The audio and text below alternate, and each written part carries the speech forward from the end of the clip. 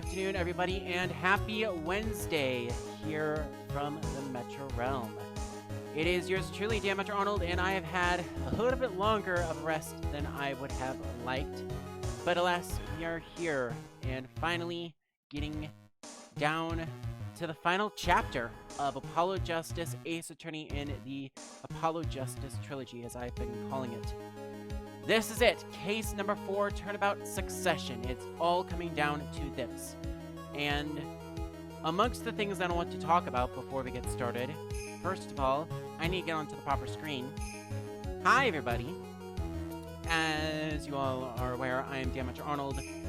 I am a man of many titles, but among them is I am now going to officially add the Ace Attorney, or the legacy of the Ace Attorney to my belt, because I have finally played through one of the last games in the canon Ace Attorney series that I have not yet played through. This is it. This is the last episode that is somewhat blind to me. Last episode that I'm going to be semi-relying on Strategy Wiki to help me out. Other parts of this, I'm going to do a little bit more advanced research and make sure that I am well versed in everything before I get started. But let's bring everyone back up to speed, because this is the 6th part. We've been going about this for hours across various different streams over the last 2 weeks. So let us make a brief recap for everyone that is here. Apollo Justice Ace Attorney deals with rookie defense attorney named Apollo Justice. He, in his first case, ended up crossing paths with none other than Phoenix Wright, who, from what we find out, lost his badge 7 years ago. This would have been sometime after the events of Trials and Tribulations, the 3rd game in the series, and we find him working at Forced Bull Club as a pianist and undefeated poker player. From there, after successfully defending him, we end up dealing with a bit of a weird situation where we're cornered into handling his defense from a hit and run, a defense of multiple individuals misplacing items, including the noodle stand and some, I reluctantly say this, some undergarments, I will say, for lack of a better term, which penultimately ends us in a murder trial, which we have to also defend an ex-mobster from. Yeah, it ends up being a bit of a crazy story, but that's not even the cherry on top of the iceberg here. We then go into the last chapter that we've just finished over the last week, Turnabout Serenade, where we ended up defending someone who doesn't even speak English, allegedly, except there was a lot more to him than meets the eye, and there was a lot more to that witness, known as the Siren of the Ballad Lamar. It is a whole jigsaw at this point, but I believe we now have a majority of the pieces of the puzzle to put together where exactly we go from here. And it all starts in this chapter, Turnabout Succession. We have 2 cases to deal with. The first case we will primarily be focusing on in tonight's adventure. But the second case, we are going to have to cut after about 3 chapters into this whole episode, and we'll have to go and do a little bit of time traveling off camera to go back 7 years ago on Thursday and cover the trial of Former. From there, we're also going to be introduced in both episodes to a computer simulator called Mason. Now, Mason, I believe, doesn't get covered a whole lot, but Mason is short for... Sorry, I thought I had it listed in here, but Mason system is basically an experimental jury trial simulator that we get to play around with heavily in this episode. Except we won't get to heavily utilize it until later on in Thursday's part of the episode. beyond that, I do have enough evidence here to kind of point you in the right direction as far as what's going on, but I'm just going to just outright say it. This is definitely going to have a lot of things that just fall into place. We're going to know a lot about everything that happened in the case 7 years ago that caused Phoenix to lose his badge, and we're going to learn a little bit about how he ends up getting cleared of that charge, which, for those of you that have played the other games in this series like I have, you'll know that Phoenix eventually does resume defending and ends up getting his badge back. Now, with that said, I'm going to cut this music because, as fun as this is, I have some happier things I want to share with you all. And, in fact, I'm going to just full-on pause it here. I've got plenty of things I want to show for you. And I've got a couple of announcements I don't want to make. And I'm going to try to keep them brief because I'm already running a little bit behind. I wanted to start at 2, and it is already an hour 10 past that. It is 3:10. I want to get started with this game in 5 minutes' time. So, first things first. Unlike most streamers, I do take into consideration alerts that have come up in my activity feed while I was offline. And from my raid last stream, which was back on Saturday the 17th, I did end up, fortunately, getting a couple of people that I do want to shout out. First one, JB_42. Thank you very much for joining DMA live off the stream. And one other person who is queued in will be playing here shortly is none other than Panduish, who I raided during the stream on Saturday. Thank you both for joining DMA live. Of course, you don't necessarily have to be a part of the stream. If you do make some sort of acknowledgement or some sort of contribution offline, I will try my best to show my support to you while I am resuming the stream. That is what I have this segment dedicated for. Another couple of announcements that I want to make note of. Streams from last week. That also includes everything from the 10th through the 17th. They're all being queued up, and I still have a couple of thumbnails to work on, but most are ready to go. I do apologize, I didn't get any of those scheduled to go live. That will be taken care of later on this week. I'm going to try to shoot for all of the videos of the streams up through today's stream, the 21st, to be live by the 26th. And then all of the streams from this week are going to be live by the following Monday. That would be March 4th. Also, I announced this on Mastodon, but for those that are not there, I will be taking a little bit of a break from Apollo Justice Trilogy after tomorrow's stream. So tomorrow, we are going to be finishing Turnabout Succession, and then that will be it for Apollo Justice Ace Attorney. We will take that Saturday and Sunday, the 24th and 25th. We're going to go back to doing some Minecraft stream survival because I missed a couple of streams there. And then on the 27th, we are going to do a mystery stream.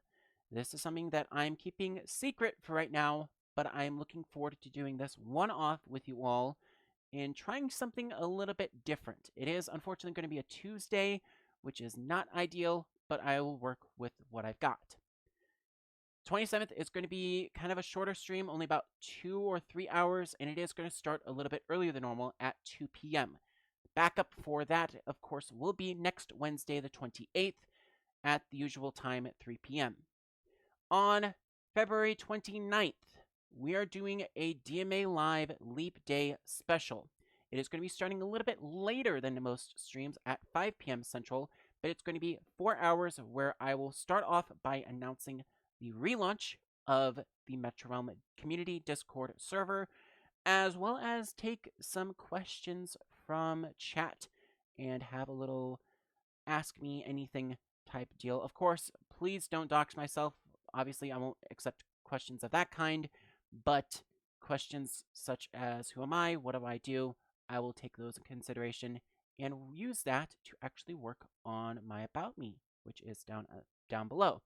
I need work on that, and I need work on some other things as well. So if you have any questions, go to the extension down below the stream. There is a stream elements extension that has my schedule, that has like leaderboards and whatnot.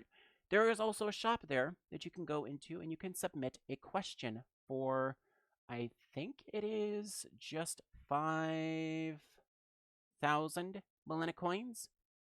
So you can use that.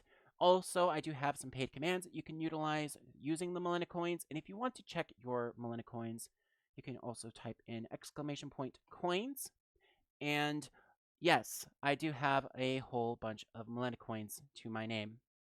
Now then, with that all done and dusted and all of that out of the way, let us talk a little bit about this game.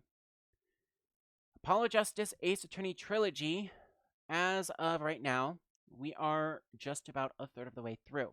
Like I said, I'm going to be taking a bit of a break from it, but it will return on March 2nd. So, start of next month, my first available stream there, we're going to be starting the first episode of Ace Attorney Dual Destinies.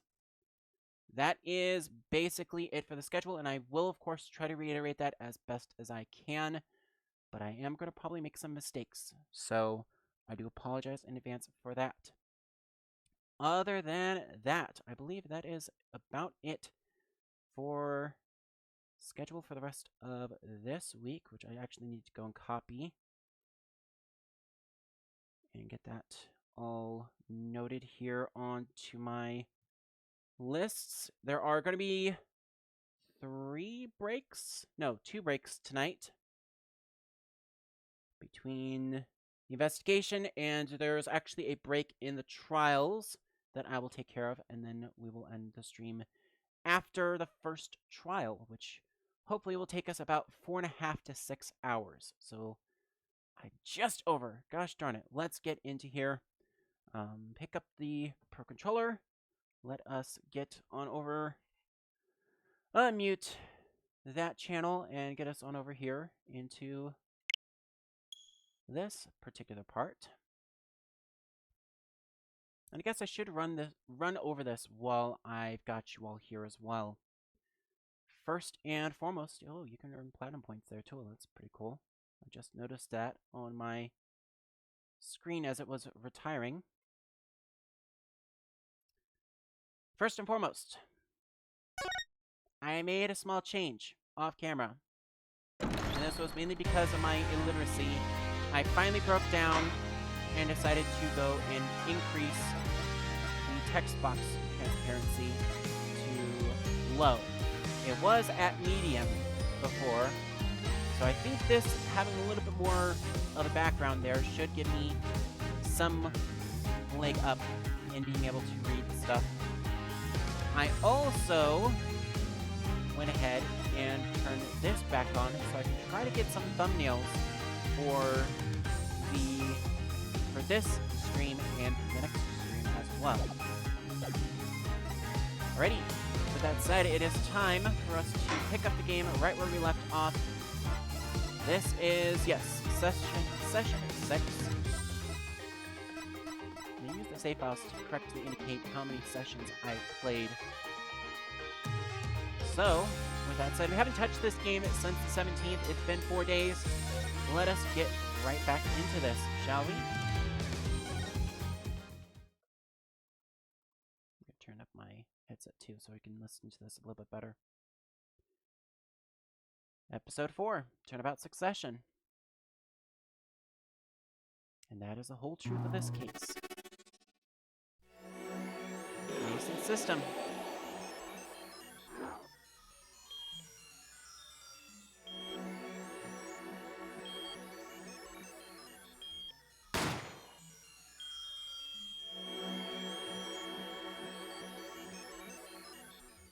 In order to understand it myself, I had to know the story of these last 7 years.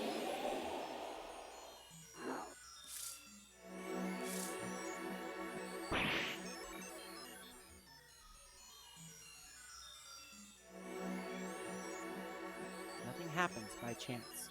All is connected.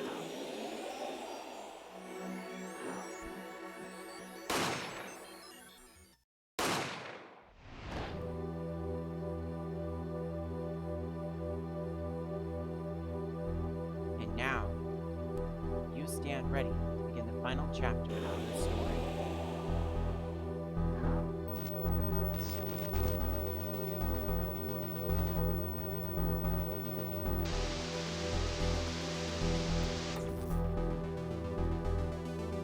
Will the defendant be found guilty or innocent?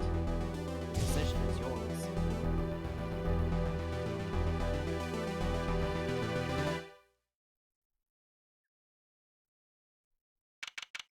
October 7th, 10:37 a.m. Wright Anything Agency. Hey, Apollo! Look on TV! Look! Yeah, I'm kind of busy. Whoa! Look at that! He's the last from Mario, right? Amazing! Apollo! You should be watching this! Ow! What? I was writing about our last case on my journal. Why is it supposed to write things in records, Apollo, not journals? Why now? That case was 3 months ago. Hey, it's a long story. I did a lot, you know. I want to backpack the feel of a moment for later. Right now, I'm wowing proud by figuring out how Lamore disappeared. That's right! Lagavella did that illusion too. You're missing him on TV right now. I was just getting to the good part.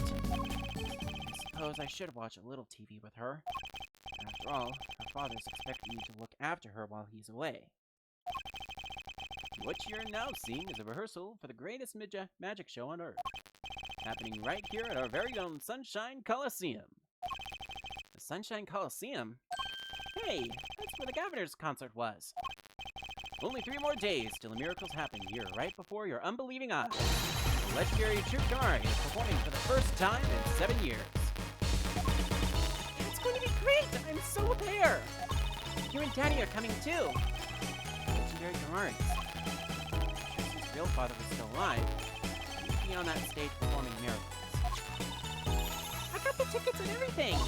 And here's yours, Apollo. Magic Toad ticket received. Squeak. Ah, you are here.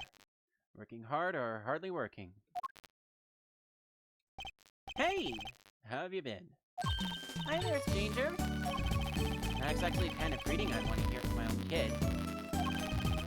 I've been gone a long time. How goes it, Tracy? Here, I got a present for you. Hey! Pudding! I love pudding! It's farm fresh! And not just 1 pudding, but 3 whole cups! I have to taste myself. Well, I'm being... That's right, Daddy! You're on a top secret mission. Gotta take it easy with the secrets, you know. How right you are. So, you still can't tell us what your mission is? Maybe it is, Scott. It has something to do with you, anyway. Huh? With me? Whoa! Maybe you're getting a top secret mission, too! Maybe you can be one of those guys. Spy! Can I just be a defense attorney? To be honest, telling you about the mission was my whole reason for coming here today. What? Tell me. You've heard of the justice system, yes? Justice system? That's right, the new legal system everyone's talking about. Have you heard of it, Apollo? Huh? Maybe? Confidence is still unwavering with you today, Mr. Justice. Maybe not as many people are talking about it as I thought. Justice system, huh?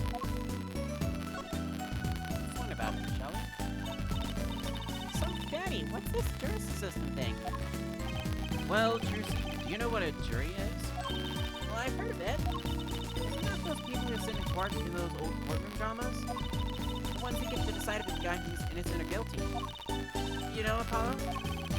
Only from TV. It's all people chosen from the community, right? Well, they're thinking about reviving that system. They're calling the new system the Juris system. No more doing whatever you like, Your Honor. Not quite that harsh. The jurists cooperate with the judge. They help analyze the case from different angles. And there will be only 6 of them under the current proposal, right? Ow! You gonna use stuff, Apollo? Their findings directly affect the verdict. Hopefully, we'll start taking the reports a little more seriously. I feel like I'm on some kind of educational TV show, starring Dr. Wright. Dr. Wright is Assistant Trucy and Mascot Apollo. Perfect. Mascot. Hey! So, what is the secret mission? Juris is my mission, more or less. Anyway, keep in mind that new ideas like this system are always risky. Too true. Everyone's got an opinion, and they just talk and nothing gets decided. Kind of like you, Apollo. I'm not that bad, am I? In any case, we're going to give it a shot. Test. Well, I don't like tests. I'll take a case as a sample and choose 6 jurists. I'll be the one helping with that process incidentally. Helping? How? Well, for one, I'll be chair of the juris system simulated court proceeding. The chair constructs a situation, case candidates, and the judge in the courtroom. Wow! It's like you have a real job! I was never that good at the piano, to be honest. We're always aware, I guess. The trial's tomorrow, by the way. Don't miss it. Trial simulation. Simulation, huh? Sounds interesting. So, what kind of case is a trial simulation about? Well, since it is the first run for the new system, I wanted something simple. Good thinking. No sense wearing yourself out on something too serious. True. The case is murder. That's not simple at all!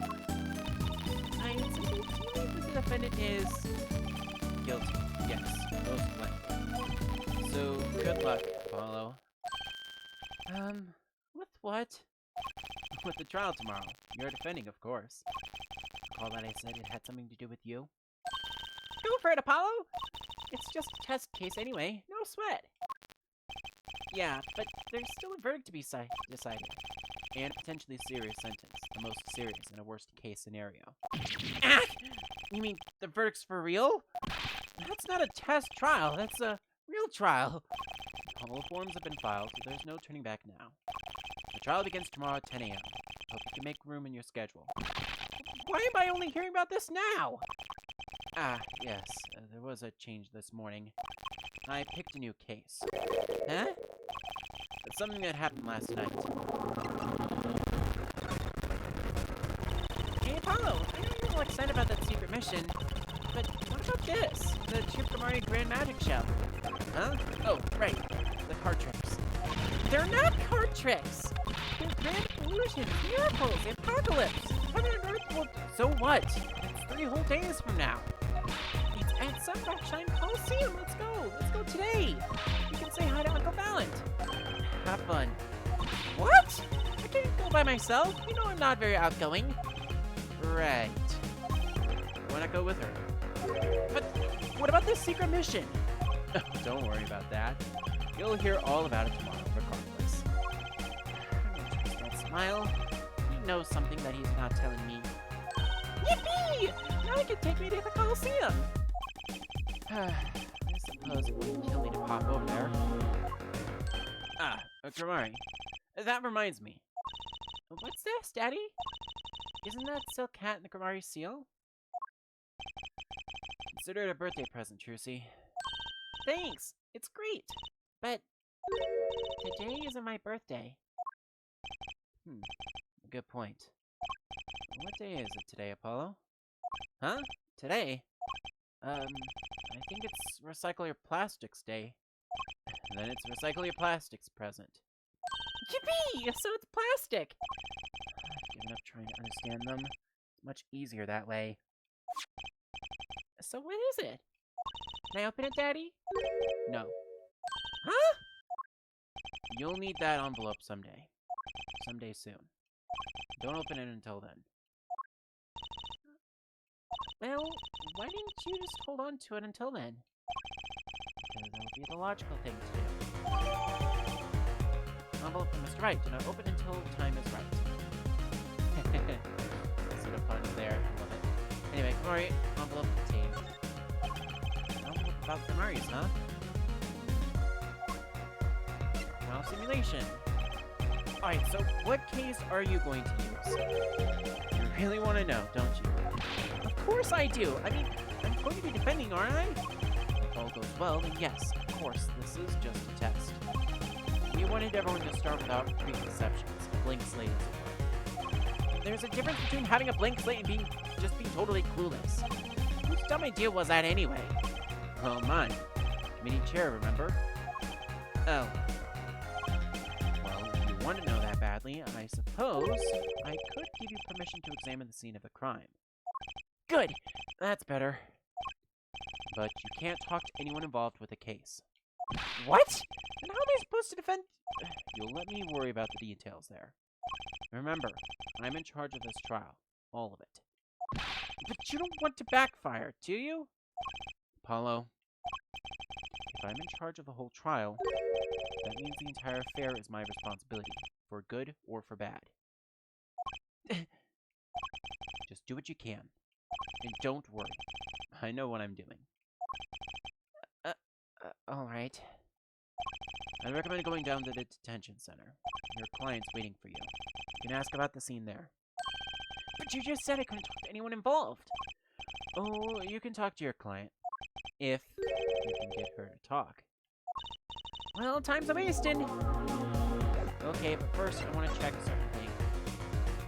Charlie! Let's check on the plant. The plant. Intrigues you, doesn't it?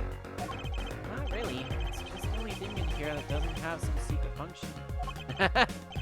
No secrets, but lots of memories. And a name, too. Want to hear it? Not really. His name is Charlie, if you were curious. I wasn't. Charlie! Holy houseplant. He is the longest living tenant of the formerly Wright & Co. law offices, but also Wright Anything Agency.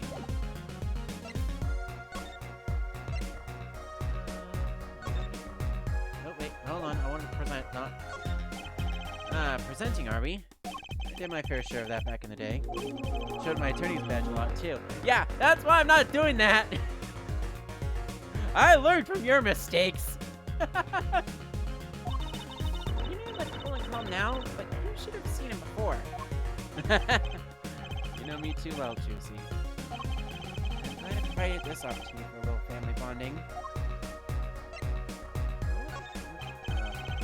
Nope, okay, nothing fancy about that too.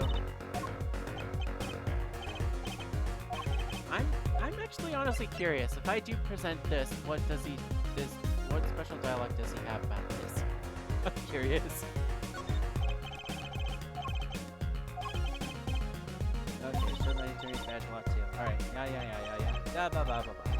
I only did it the one time because I was curious. Anyway. We have two options to go to. We can either go to the detention center or go to the Sunshine Coliseum. I believe we should follow Mr. Wright's instructions and go to the detention center, please.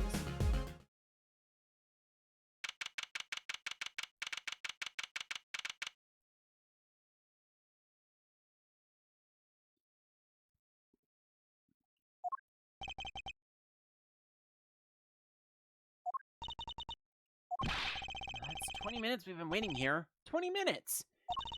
Maybe I should complain. I'm sure that guard has better things to do than stand there pretending he doesn't see us. You know, the minute we get angry, the client will show. It always works that way. Like shouting, "Oh, waiter!" Then they're standing right behind you. Oh, guard! Is our client going to be much longer? What are you talking about? Haven't you already started the meeting yet? Huh? Eek! Where'd you come from? Yeah, just hiding in the middle of or hiding on the edge, rather. Well, anyway, please have a seat.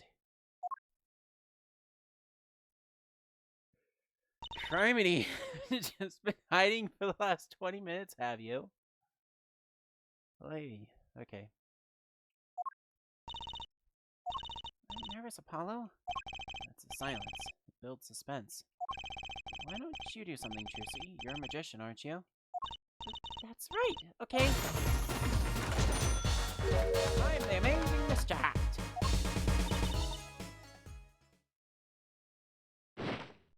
Whoops. Eek! She passed out! This magic underwear might have been a better bet. That's magic panties, Apollo! Of course you would say that. Hi. I'm your defense. I really think it has to be fate, you know? And by fate, I mean destiny, you know? Good with astrology. Tell me, what's your sign? Nothing. I can tell you mine if you like, Apollo. No, never mind. I just got carried away there. It seemed destined to get difficult clients, it seems. So what's your name? Oh, right. I'm supposed to introduce myself first. I'm Apollo Justice. And I'm Phoenix Wright. I know. This is getting very fast. Hey, I know. Maybe you could tell us what happened? I'm your defense attorney, after all. Anything out of the ordinary happened lately? Well, the other day, this tourist from out of town stopped to ask me directions. Later, Trucy. Ask directions myself. Well, that was fruitless. Though I think I understand despair a little better now. You did good, Apollo. Look! She's doing her nails! What? Are nails more important than defense? Is that it? Let's go, Trucy. Excuse me. Did you read this? Sure. Teenager on a first date. This is a love letter we passed from desk to desk at school. Stop looking so blissful and read it, Apollo! It's a business card. Name and an address. Name is Your Mission? Address is for Drew Studio.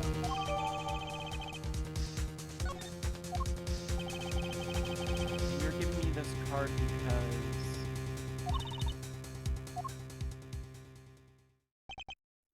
Right, some help you are.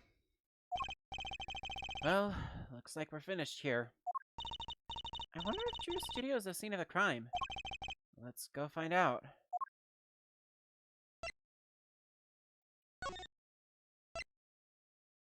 Hang on. Before I do that, let's take another look at that card, shall we?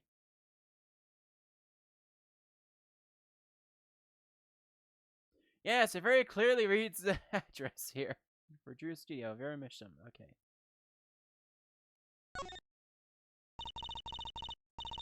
What a pretty business card. It looks like a postcard almost. And on the back, just her name. That seems odd to me. Huh? What does? Why write your name on the front and back of the card? Why not use the space on the back for a self-portrait or a caricature? Then people will remember what you look like, too. That's not a bad idea, actually. Here, give me one of your cards, Apollo. She's drawing something. Hey, my hair's not that spiky.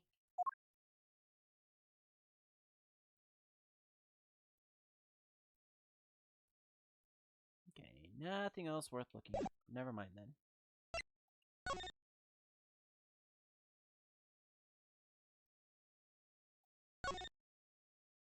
Ah, looky here. A handwritten signature. It says, I can't read it. Well, that seems odd to me. I mean, isn't a signature intended to show ownership? What's the use if no one can read it? Isn't it enough if you can't read your own? Isn't it enough if you can read your own? Oh, I never thought of it that way. Yeah. Kamari Magic Incorporated. Okay, that's about all I can make from that.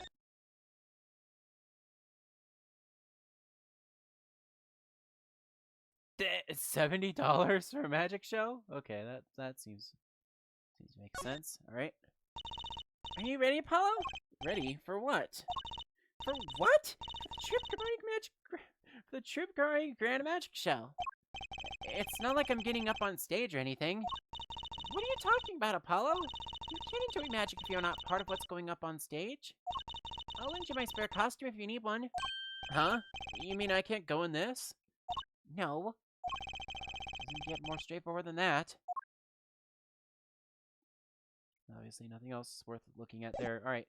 I just thought I'd look at that because might as well. Head on over to the Drew Studio. October 7th, Drew Studio.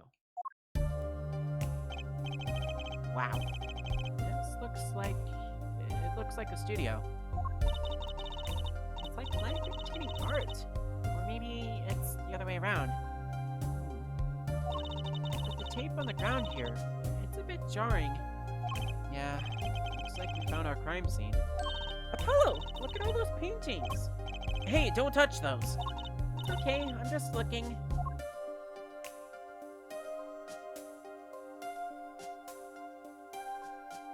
Interesting works of art right there. Huh? Apollo, look at this one. Looks half finished. You can still see the rough sketch underneath. It looks half finished. You can still see the rough sketch underneath. But that's odd. The rough part doesn't look like the rest of the painting at all. Yeah, good point. That is odd.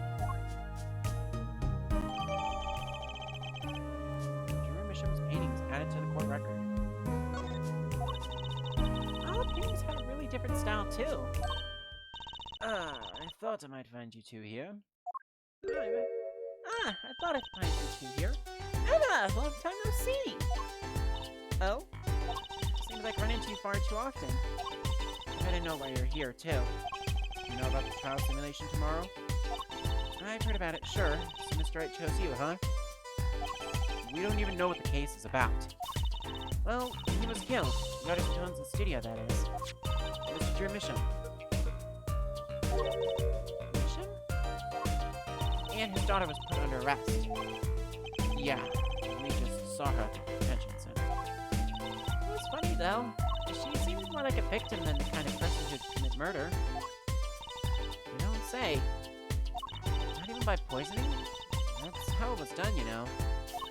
Poisoning's a common way to get the job done when the murderer is a woman. Poisoning? Anyway, Mr. Wright told me you'd be coming. Feel free to take a look around. I'll just be over here with my snackers. Can't talk to anyone related to the case this time around. We better find out as much as we can here at the scene. Or else. Maybe Emma might have some information that we can use? Possibly.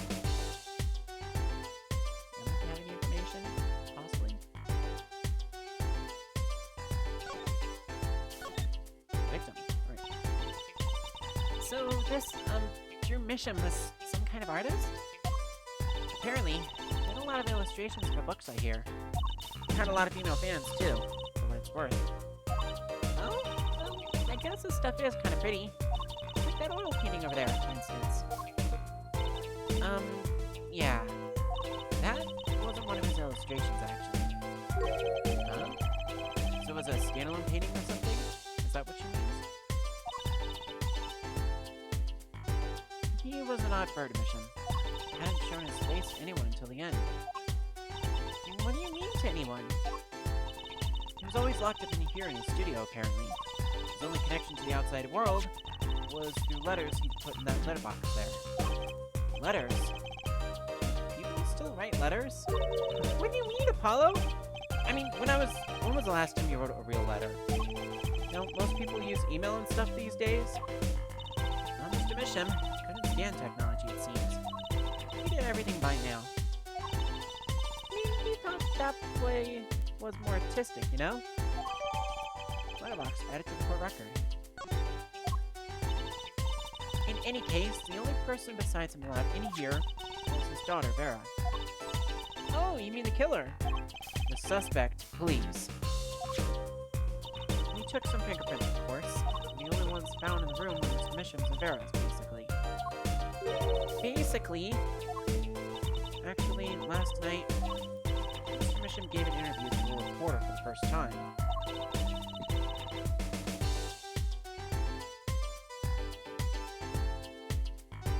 It happened during the interview, apparently.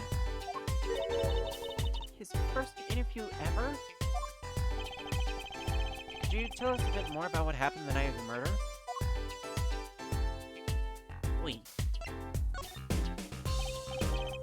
So, this woman, Vera, she is Mr. Misham's daughter, right? Yep, a real sickly girl, ever since she was little. Hardly ever went outside. She kind of give off a withdrawn sort of aura. She was homeschooled by her father, apparently. It was quite a scene when they took her to the detention center. She was screaming about how she died if they took her outside. That does sound like a scene. In the end, she agreed to leave if she was allowed her good luck charm for company. Her good luck charm? Apparently, she has this charm that magically gives her the courage to go outside. Why can't I ever get a normal client? Why would a shut-in daughter kill her own dad? Don't look at me. So, about the poison. It was found to be in his coffee, right? No, not precisely. Not precisely? What does that mean? It means see for yourself, I think. Like I said, last night was the first time someone from the outside came into the studio. I guess mysterious painters who never go outside make for good articles. And it just so happened that he died the night of his first interview. At around 9 p.m. every night, Vera always made him a cup of coffee. Last night, he drank his usual coffee and suddenly became violently ill. And died? She poisoned him on the night of his interview? What did the reporter see? He wasn't near Mr. Misham when she bought her father his coffee. He was checking out some equipment in the back of the room. Supposedly, that's why she didn't notice he was there. It was a reporter who called the police, in fact. Wait, but why is she the suspect? If anyone is suspicious, it's the reporter. Yet the reporter never got near Mr. Misham's coffee. Even Vera acknowledges that. Regardless, I want to know more about this reporter.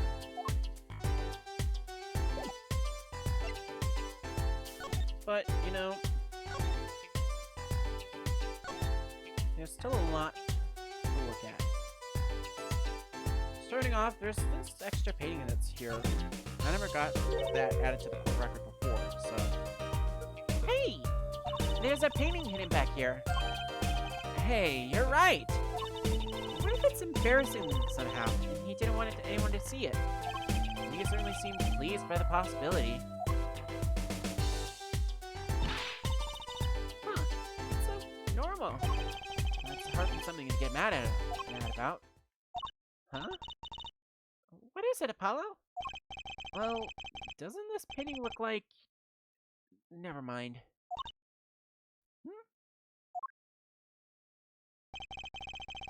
I'd better get a professional opinion on this. Hidden painting added to the court record.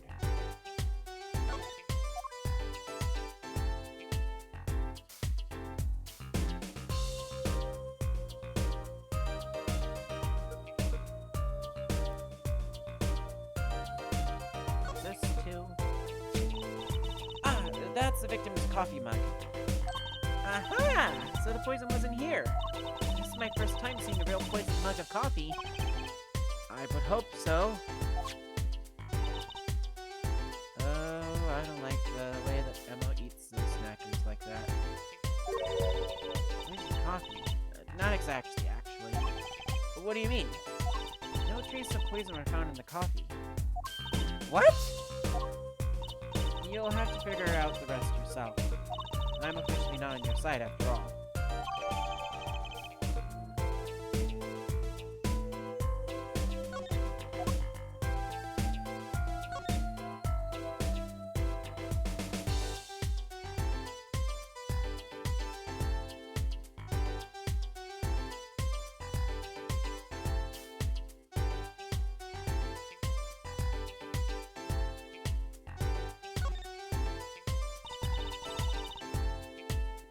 What is all this equipment here for? It doesn't look very artistic, really.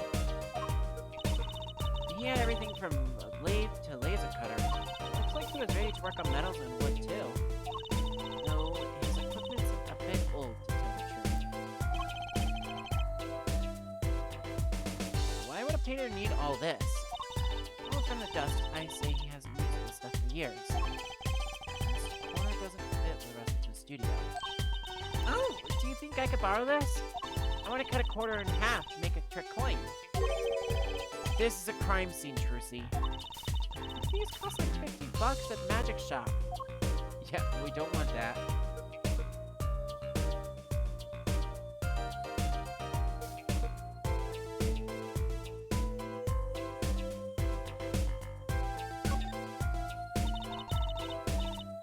Is this just for painting, Apollo?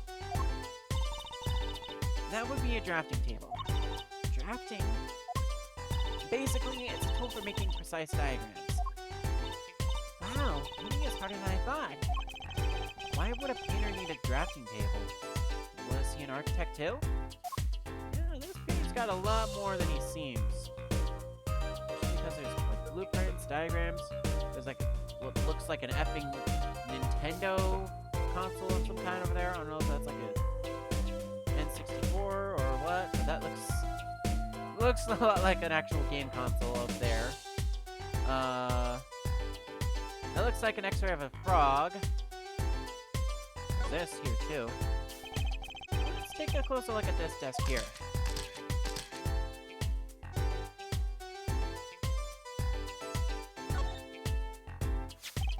This envelope has been opened and resealed.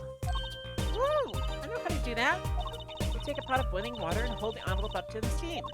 The glue melts and it opens. Cool, huh? Whoever did this wasn't so delicate.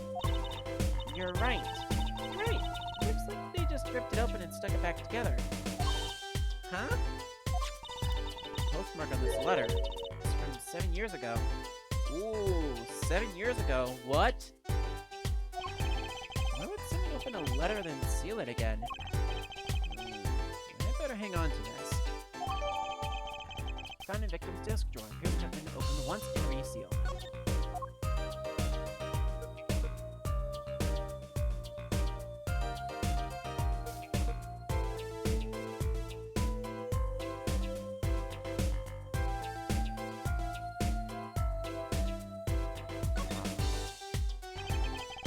So this is your mission. And this little girl must be Vera. Yes, they looked that some years ago. They look close. Happy little family. Until you arrested his daughter. Ack! Look, I was personally against that, okay? She just didn't seem very suspicious, scientifically speaking. Uh-huh. Right. Let's have another quick little chat with Emma here. I bet Emma could help us out here. Don't forget, flattery will get you everywhere with her, Apollo. Huh? What do you two us bring about? Well, I was thinking, I mean, what is it we always do when we run into you at the crime scene? What is it we always do, scientifically? Ah, you know me too well. Okay. Okay. Meaning we can get, scientific now? Oh, I suppose. Just this once. Bring me anything you find suspicious and we'll check it out. Okay. Well, I've got a couple things I want to test out. Firstly, let's present this. So, Emma, about this coffee mug. I hope you weren't trying to grill me for information. You know I'm not talking. I suppose you are the detective here. Why don't you two take a look yourselves? If you find a clue, I might not be unwilling to lend a hand. That's double negative right there. I think she's going to help us, Apollo. Let's check out this mug, shall we?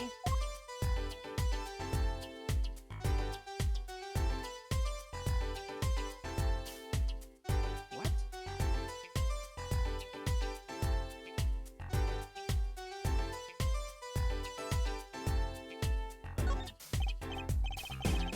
So, Emma, about this coffee mug.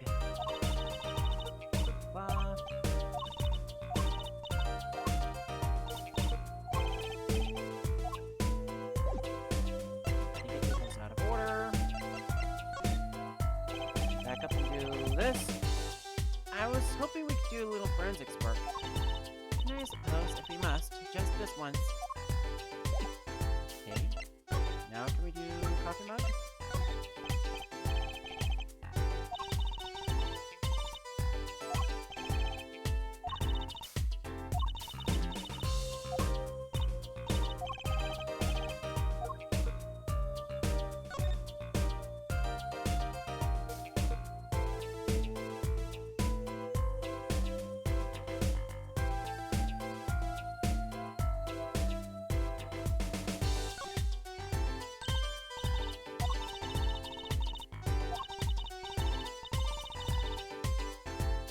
Oh, there we go. Alright. Hey, look there! That steam doesn't look so healthy, Apollo. It must be the Blue Mountain stuff we've been hearing about. Something tells me that even Blue Mountain coffee isn't this blue. No, this stain is probably... Better ask Emma.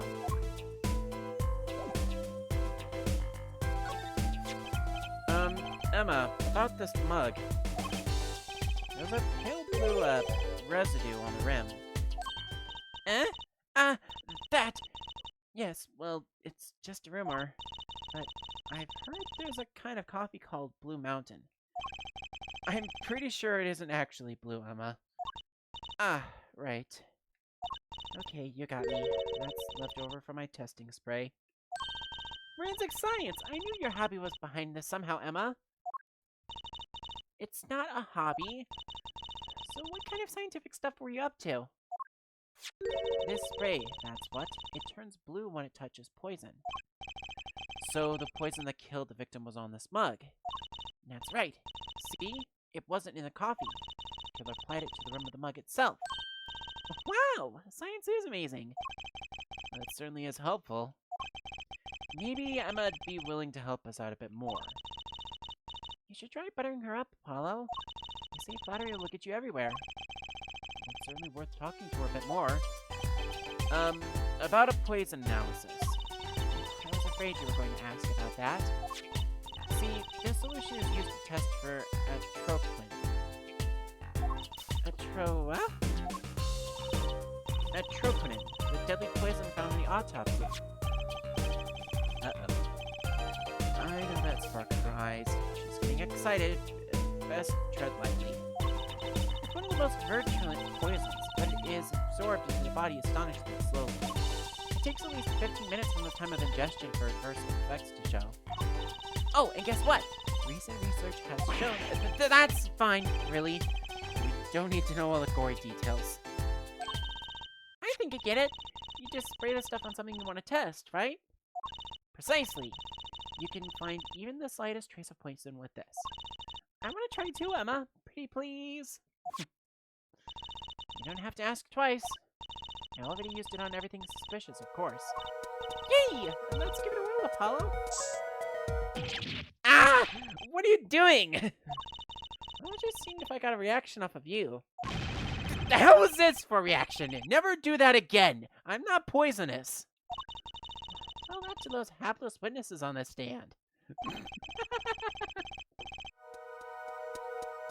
Let's let's just get down to checking for real poisons, shall we? Okay.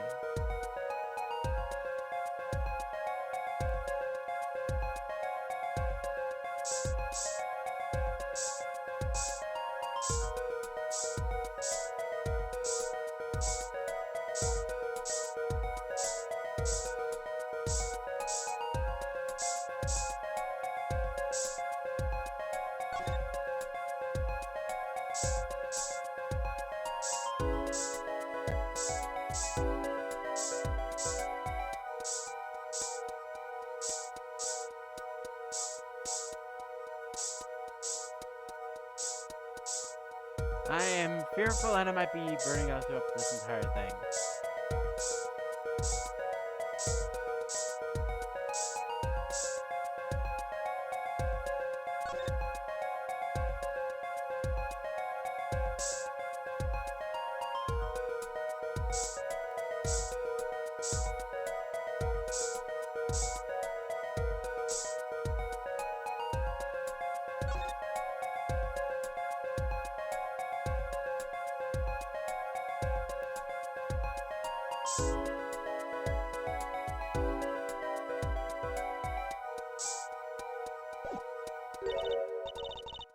Too bad. No reaction there. I'm sure Emma checked out all the likely spots. Wait a second. What is it, Apollo? Did she spray that little desk over there? I don't think so. Spray probably can't reach that far, you know? Let's check it out just to be sure.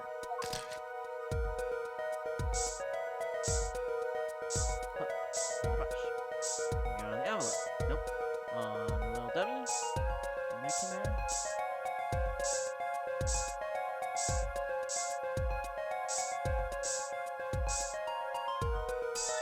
Whoa!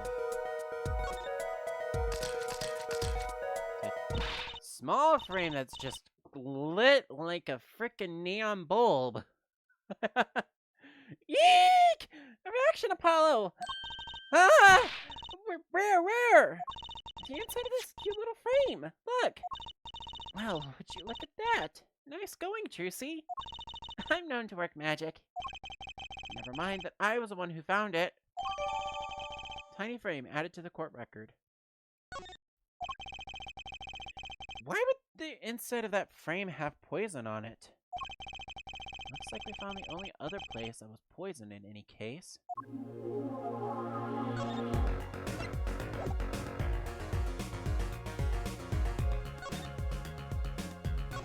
That, and then we can also present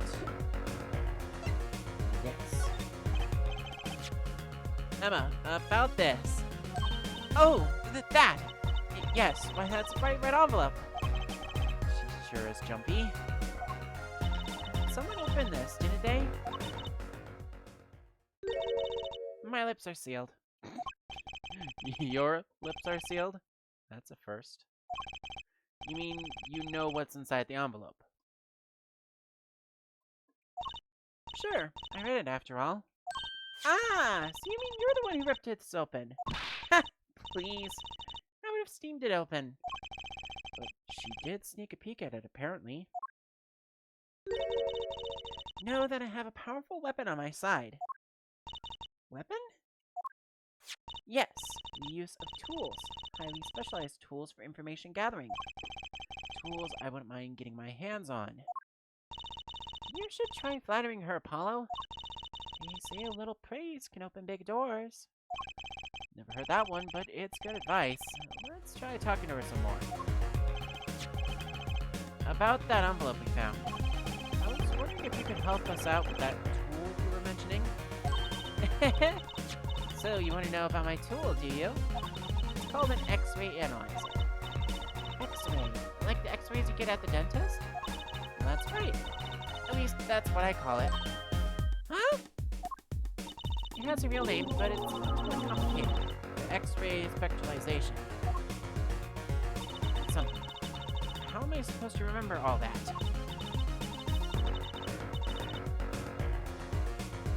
So basically, it lets you see inside things, like envelopes. That's right. You're sharp, Trucy.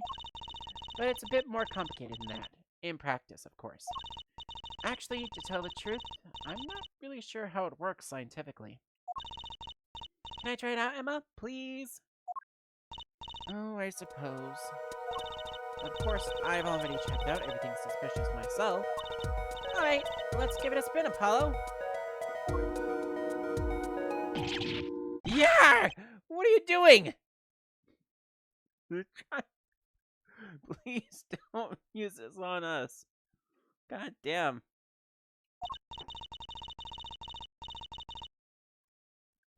Oh, just seeing if I could see through your hair. But it's like lead. Point that thing anymore and it might all fall out. Well, then I wouldn't need an x-ray machine to see through it. Let's just get down to business, shall we? Right. Well, let's test it on a sample first. It just so happens that I have a lottery ticket here.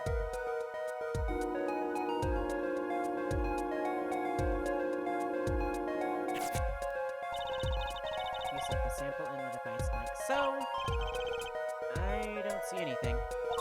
Patience. There's no need to get all antsy. Look at the right side of the screen. That's the layer view of the envelope. Layer view? You've got it set to display the outside of the envelope now, see? Actually, it's quicker to just have you give it a try. Turn that dial there with the right stick for me, will you?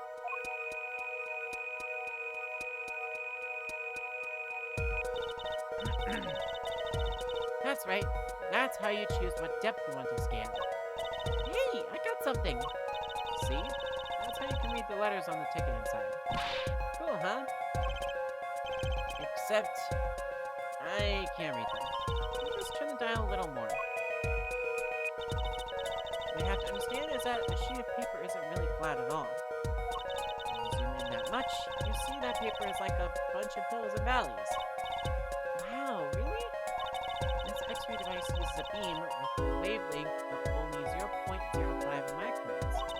It breaks parts down into thin layers, so it can only show what's written on that layer. I'm not entirely following you, but what good is it if you can't read anything? And that's why we go on to step 2. Try rubbing the image a little bit, if you would. Rubbing? Like going over the image with the left stick while holding A.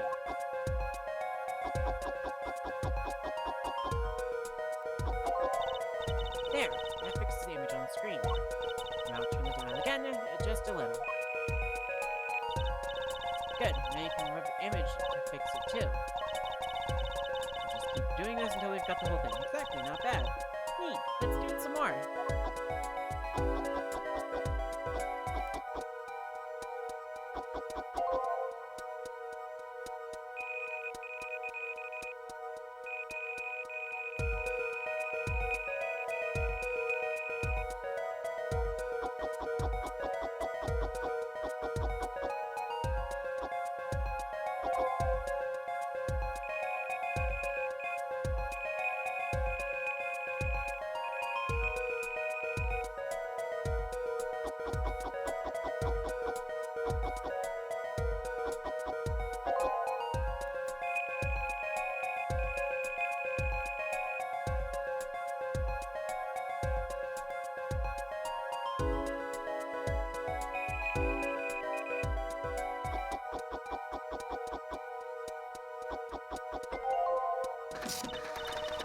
Okay, let's print this one out.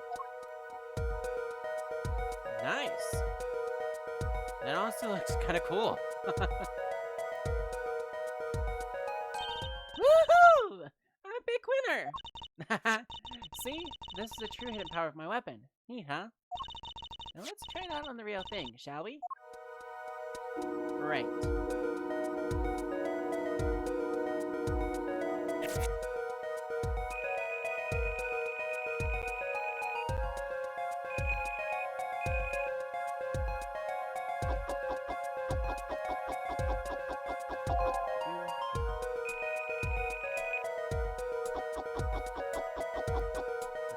By working this efficiently and just doing crazy little things, I can do this Just keep spinning until you see the light blue, and then you...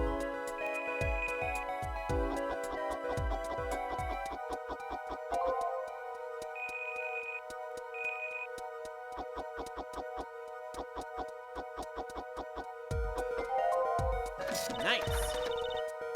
Okay, let's print this one out. To Mr. Drew Misham, I've deposited the $100,000 in the designated account. Please send a receipt once you've confirmed the transfer.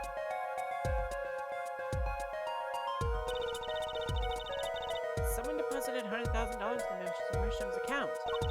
His paintings must be really valuable. Well, there's another page in there. Care to take a look? You bet I do! If you're gonna try to read someone's mail, you might as well read it all. Here it goes with the second page, then. Alright, just like... same verse, just like the first.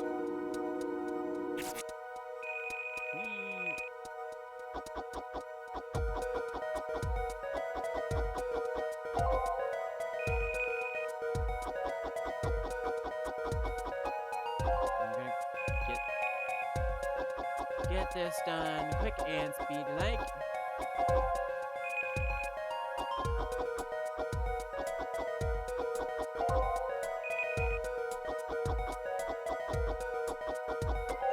Hey, look at that. Looks fantastic. Sign the papers and send in the enclosed envelope with the enclosed stamp within 3 days. I need not remind you to speak of this to no one. So it was a letter about payment for one of his paintings. Why all the secrecy, though? And what? Why was this letter the only one in here? It's 7 years old, right? Maybe it had some special significance to him? Well, Emma? Well, indeed. She knows something she's not telling us. Looks like she's keeping mum about it. Envelope updated in the court record. So, Emma, I was wondering, what's the story about this reporter that came here for a story the night of the crime? Ah! I'm afraid I can't tell you, because he's going to be with us tomorrow here. Not so. I'll never forget that face, but what was his name? Oh, right, Brushel. Brushel? He's after Skip to sell to the papers. So a reporter comes for an interview with a painter. His first interview ever, and that night he's killed. Seems strange to you? Really strange. Well, it does raise a few questions. I'd like to speak with this reporter if I could. Well, I hear he's on the beat today, too. He said something about covering a magician. Magician? Well, if that's not true, see, that leaves only one other person. It wasn't Valentine by any chance, was it? Yeah, something like that. He's got some big show lined up here. So he's out interviewing Valentine. Looks like we'll be heading out to the Coliseum again sooner than I thought. Here, I'll give you that reporter's card if you want. Card added to the court record. So, with that said, we've gotten a lot more information than I thought from this crime scene. Now it is time for us to, I guess, move over to the Sunshine Coliseum.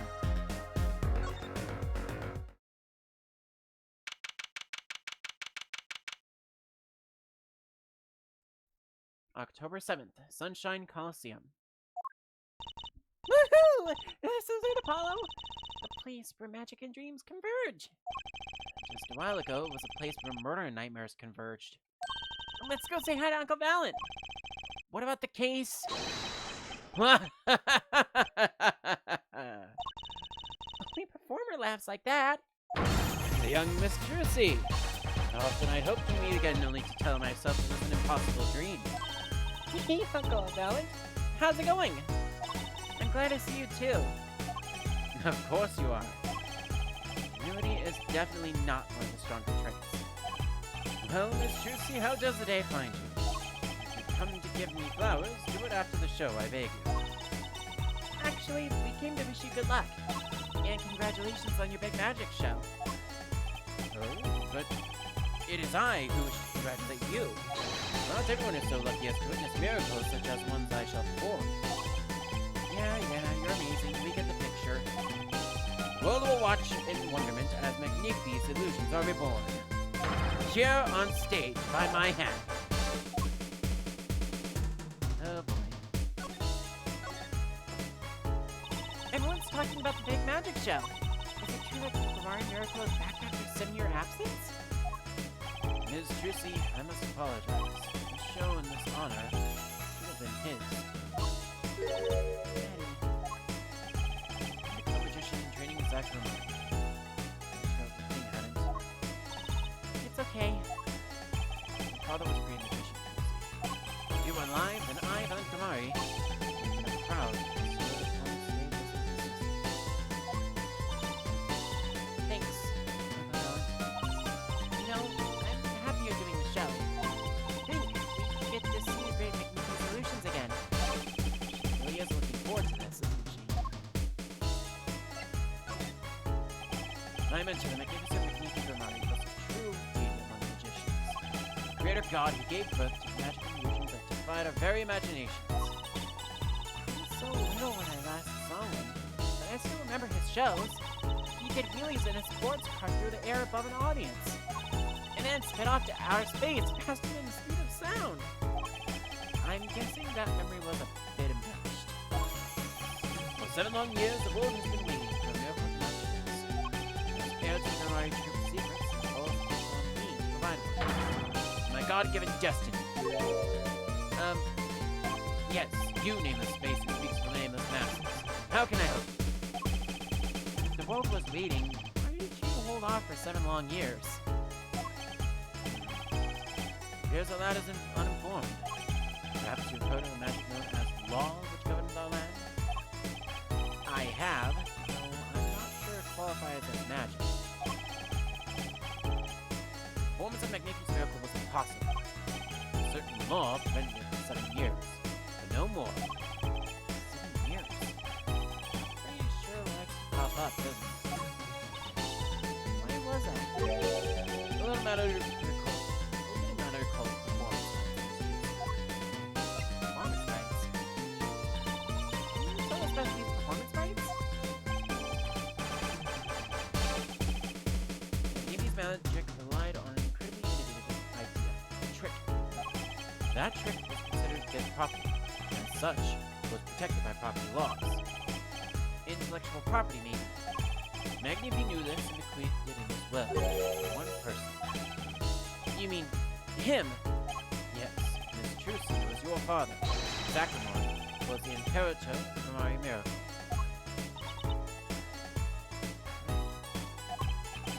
Yet, as you will know, he is gone.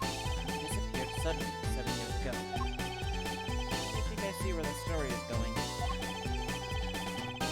Once a person is classified missing for a certain period of time, they're considered legally deceased, correct? In all absoluteness, those rolled up sleeves conceal your confidence well, young man. That certain period of time of which you speak is 7 years. Yes, Miss Trucy. Though it pains me to say it. Past spring, April, to be precise, was the time my father was legally declared deceased. In the absence of a formal will, the secrets of our mighty mentor Magnifi passed on to me. This was, in fact, stipulated in the will by Magnifi himself. How it works, Apollo? Yeah, it's called death and sentence. He's declared missing, permanently.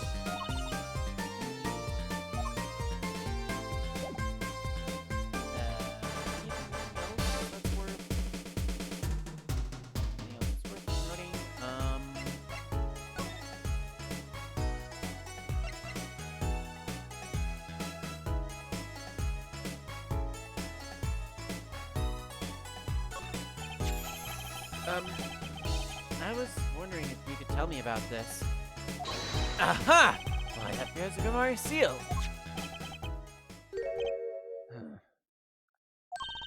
Uncle Valen? Is something wrong?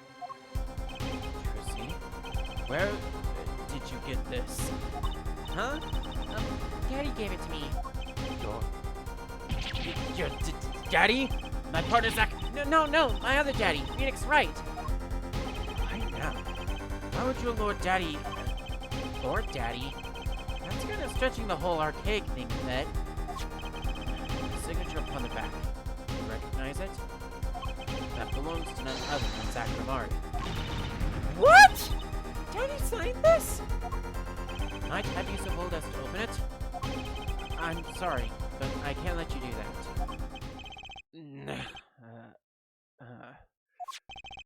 What's in this envelope, I wonder?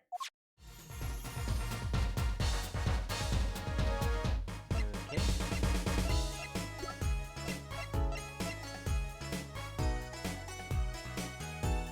I don't think he'd know anything else about this, but the only other thing that I have available to present is this. So, a journalist was here on a story? All eyes in the universe are upon my stage. All pens seem to commit this mysterious paper. His name was Brushel. Brushel.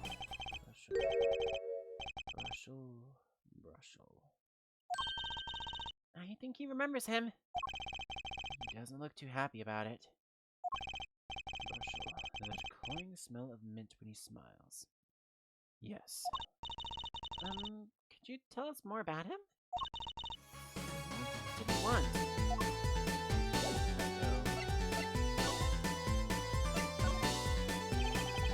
A man by that name called up just now.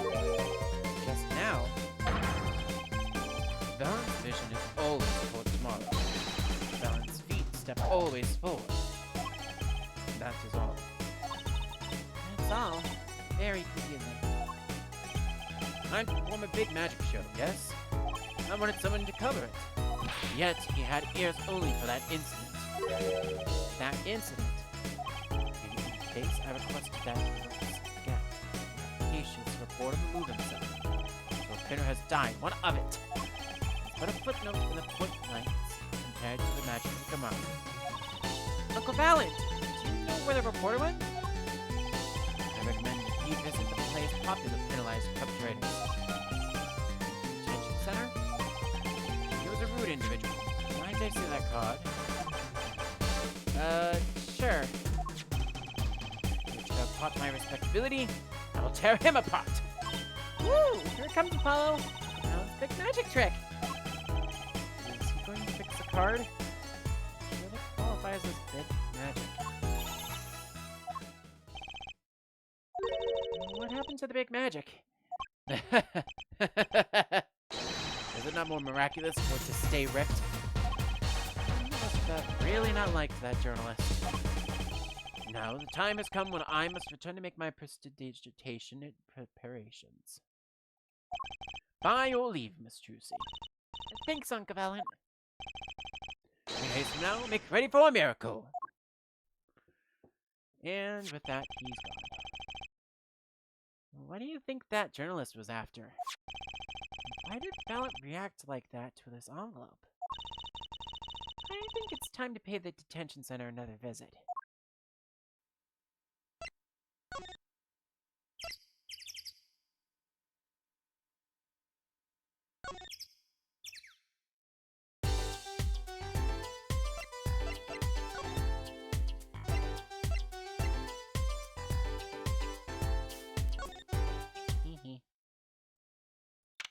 It says, so, fair warning, it said to move to the detention center via the Wright Anything Agency Express.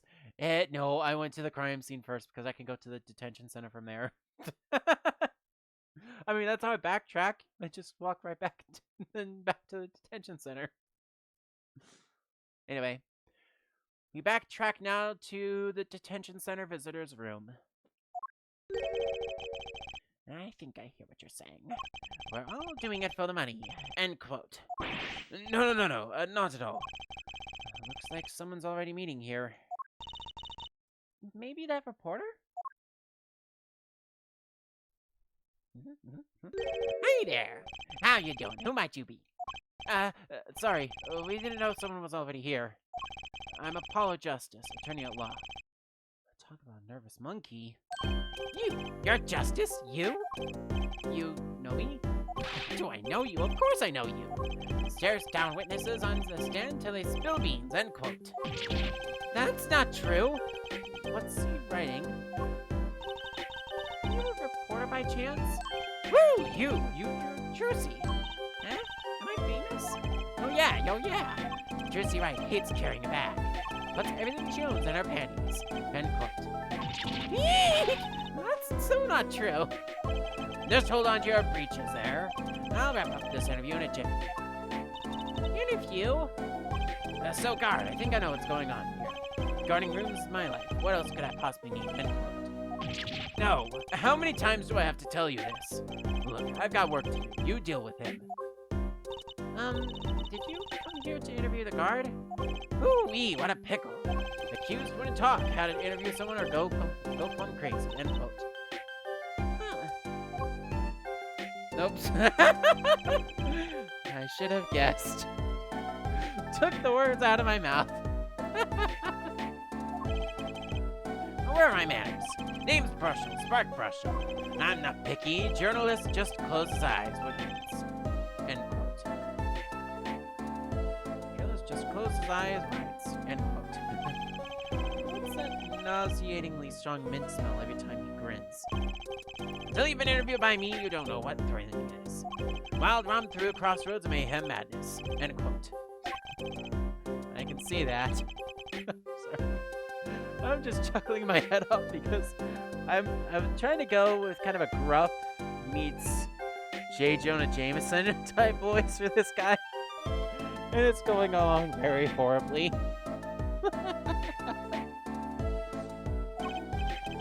Well, if he is a reporter, maybe he might know something. So, Mr. Brushel, you're a journalist? Me? Look, let me state one thing for the record here. Yes, I'm the interviewer. You understand, yeah? I'm the one asking the questions here, end quote. Okay. For instance, do you think a movie director watches movies? Well, I think he probably does.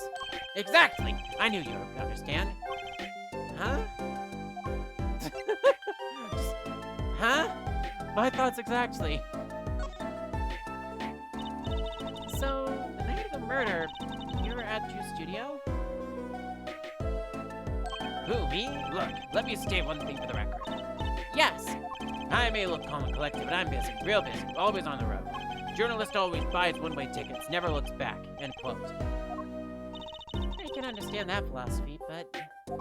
You want to know the thing about one-way tickets? Once you use them, they're gone. All because you have to give them to the guy at the airport. True enough. But don't you give normal tickets away too? Exactly! See? It's the same thing. What is?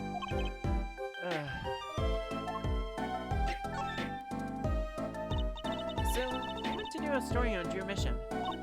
And he never had a story done about him before? That's right. Look, let me state one thing for the record here. What? I'm sure you're going to want to know about my source. What tipped me off to Drew? Why I did the interview in the first place. Well, yes. Look, it's like, oh, I've got it. Say there's this burglar joint with fabulous ketchup. You think the burger guy is going to tell me where he got it? At the supermarket, maybe. Exactly, see? That's what I'm talking about. I think I may have actually understood that one. Well, there's nothing I can talk about, really. Walls have ears, eyes, especially glass walls with speakers, end quote. The walls have ears, eyes, especially glass walls with speakers, end quote. Right. Guess we'll leave then. But since you're here, might as well tell you a tidbit of news I saw, just for the heck of it. Sure, tell us, just for the heck of it. I remember it like it was yesterday. I'd seen a movie on a trip and wandered into this burger place with amazing ketchup, when an article in a tabloid caught my eye. Famous oil painting stolen from art dealer's gallery, and a quote, I believe it was. An oil painting? It happens every day, right? But I thought I'd seen that painting somewhere before. A painting of a giant peach floating down a river. Eh?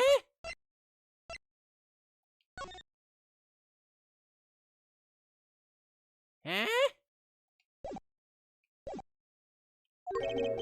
Someone stole an oil painting of a giant peach. Journalists can smell scoop better than burgers. End quote.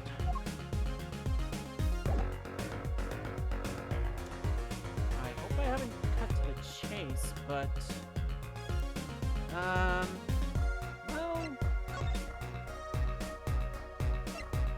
this means we need to run on over to this. Drew Studio.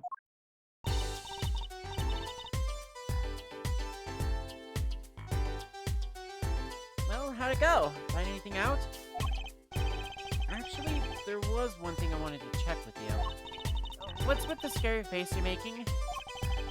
What's with the I know something but I'm not telling face you got going, Emma?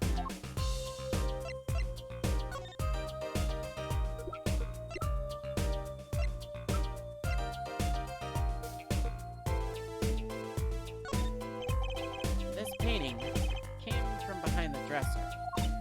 Ah, yes. So? It was stolen, no? I was hoping you wouldn't figure that out. Do you think you could tell us a bit about this? I suppose. It's what you think. Drew Misham was a forger. A forger?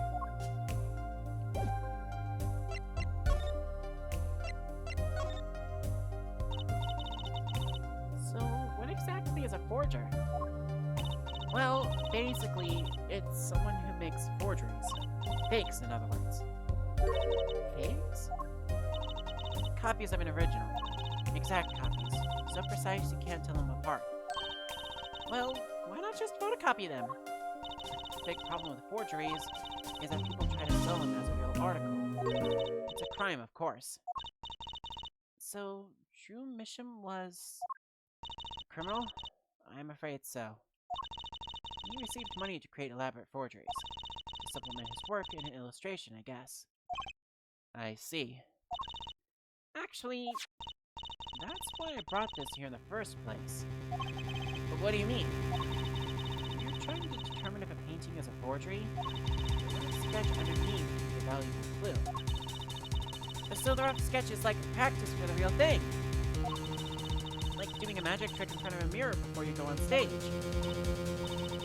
But not in the case of a forgery. Not necessarily. Anyway, you know what the finished product is going to look like after all. Oh, yeah, I guess you would. And that's why I brought this. I'm going to use it to see what's under the paint of the finished pieces. I get it now.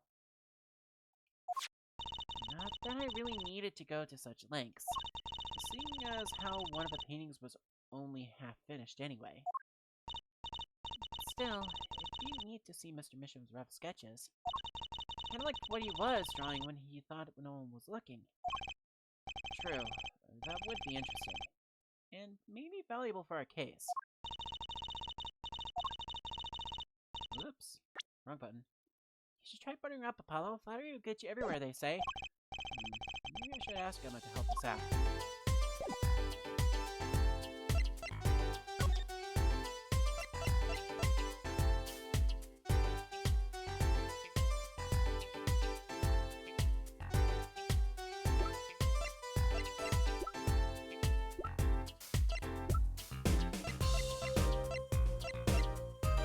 Okay, so in the order that I want to look at these, it's portrait, acrylic, landscape.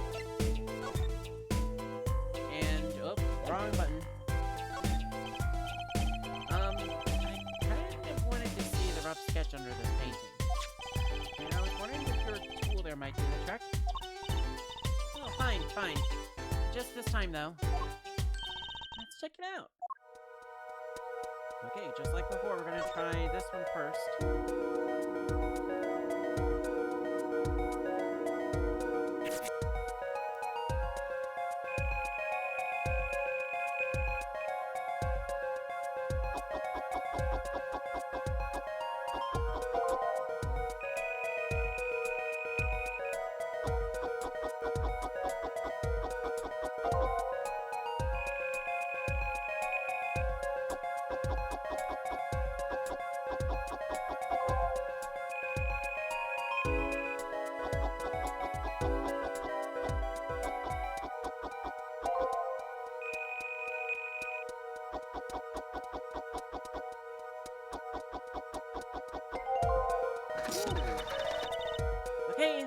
this one out.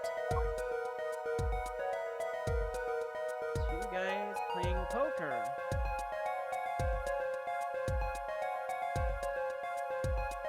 Anything like the final painting. What the heck? Wow, it really blows. Finished painting isn't anything like the rough. Devices like mine didn't exist until recently. He probably thought he could draw any sort of thing he wanted to through the rough. What do you mean? Well, in the past, you could only analyze the composition of a rough sketch. Composition? In other words, you trace the charcoal between the paint and canvas. So you could tell if there had been a rough sketch. But not what it looks like. Ah, I think I follow you. So in essence, it wouldn't matter what was underneath the finished painting. Some pros would actually paint out a rough sketch entirely, with completely new painting on top of that. So Mr. Mission was drawing whatever he wanted before painting over them. Possibly. Is there a problem with that? Not particularly, but something about the sketch itself is kind of odd. You're awfully silent all of a sudden, Apollo. You think we could check out one of the other paintings? Well, sure. You like this detection stuff, don't you? Yeah, kind of.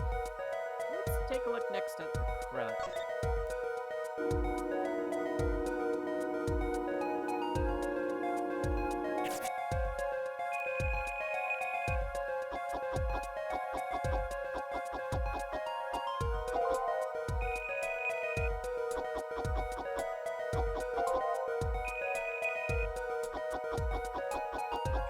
Trying to rush through this here because we're almost at break time.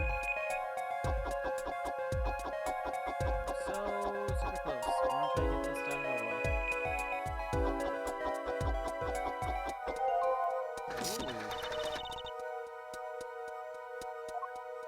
Looks like someone pulling a stand. This one too. What's wrong, Apollo? You look so serious all of a sudden. You think I could just look at the last of these? Fine by me. Knock yourself out.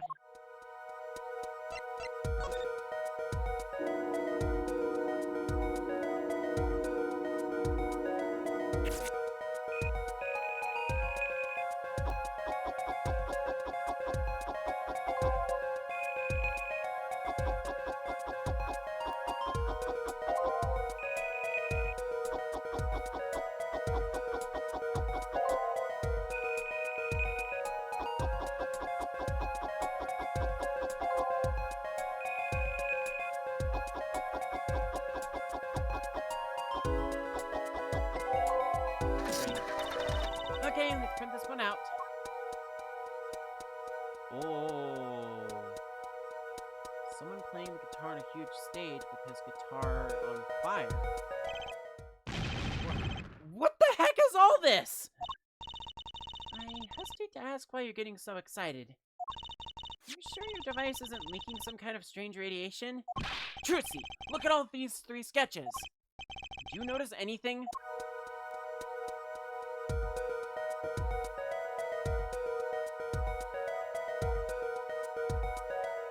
These sketches are of the 3 cases that we worked on. There! Now you're both white as sheets. What's going on? These sketches are of the 3 cases I worked on. What? The murder in the poker room at the Forest Folk Club.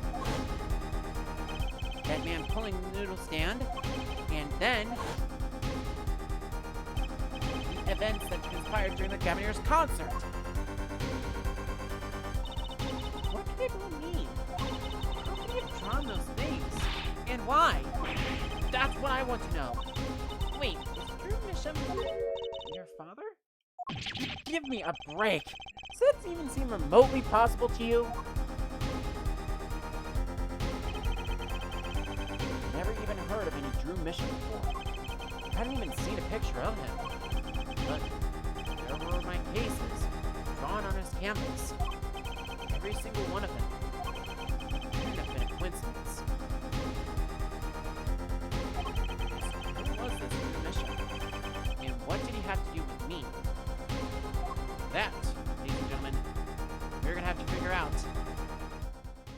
when we continue. For now, I've been at this for a little over an hour and a half. And since this is part 6, we need to save in slot 6, officially. And yeah, we're gonna take a quick little break. Ah, damn it, I knew I forgot to do something. I forgot to update the gift wall. Well, I will be taking a quick little break. When we come back, part 2, when we take this whole succession of turnabout to court. And hopefully try to learn a little bit more about Vera and what she got into in all of this. Until then, I will see you in the next couple minutes.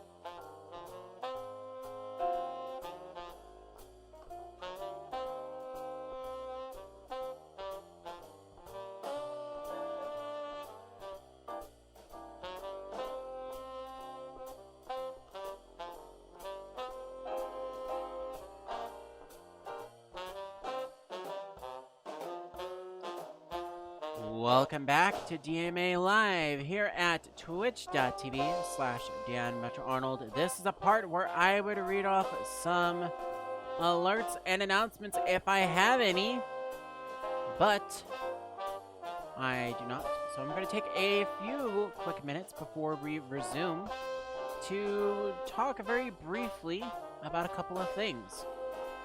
First of all, our schedule after tonight looks a little something like this. Tomorrow, February 22nd, we finish Apollo Justice Ace Attorney, and the finale will be starting at 2 p.m. Central, and we will be playing through the second half of the game tonight. We have 2 more parts that we are playing through tonight, after which the rest will be covered on Thursday's stream. Beyond that, both for Saturday and Sunday, we're going to do some survival Minecraft stream survival for both Saturday and Sunday. Both of those, we're going to start at a little bit of an earlier time. I believe for Saturday, we are looking at wanting to start that early in the morning. We're looking, I want to say 12 p.m. Central, but that could change depending upon the circumstances, so don't worry there. Sunday will also be starting more closer to 2 p.m. Central. Actually, I think we have 2 p.m. for both of them, so I'm mistaken. Backtracking here. Tuesday, February 27th, we will have a secret special stream for you all. That's going to start anytime between 2 and 3 p.m. like tonight. And again, backup stream for that will be the 28th if something goes wrong again on Tuesday.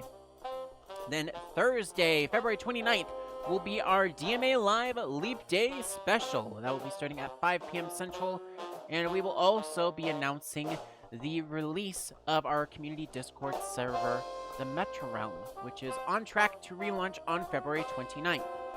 Access to the server currently is available to those interested in joining. Just go onto the website, themetrorealm.net/discord.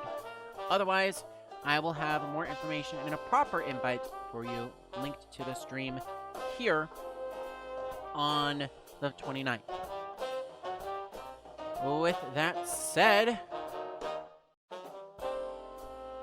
I do also have a Lurkers shoutout that I need to acknowledge as well before I get back to the game, as well as a couple other things that I want to cover.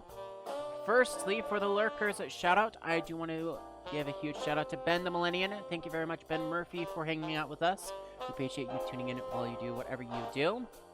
For everyone else, regardless if you can chat with us or not, thank you very much as well for watching DMA Live on Twitch. If you would like a free Lurkers shout out, you can type !lurk and then chat, and we'll give you an audible thanks for dropping on by. One last thing that I want to comment on before I resume with the next part is that we have 3 opportunities for a bonus stream available during this playthrough. Those include the 2 bonus episodes available in the Apollo Justice trilogy, as well as the viewing of the Asinine Attorney episodes from the original Spirit of Justice game.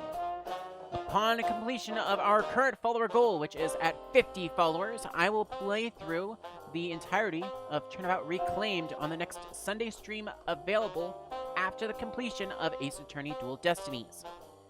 At 100 followers, on top of that, I will also play Turnabout Time Traveler on the next stream available after the completion of Ace Attorney Spirit of Justice.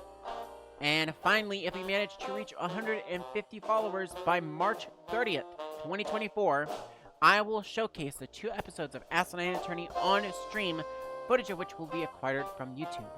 This goal must be met by March 30th, as I will be scheduling that viewing on Easter Sunday, March 31st.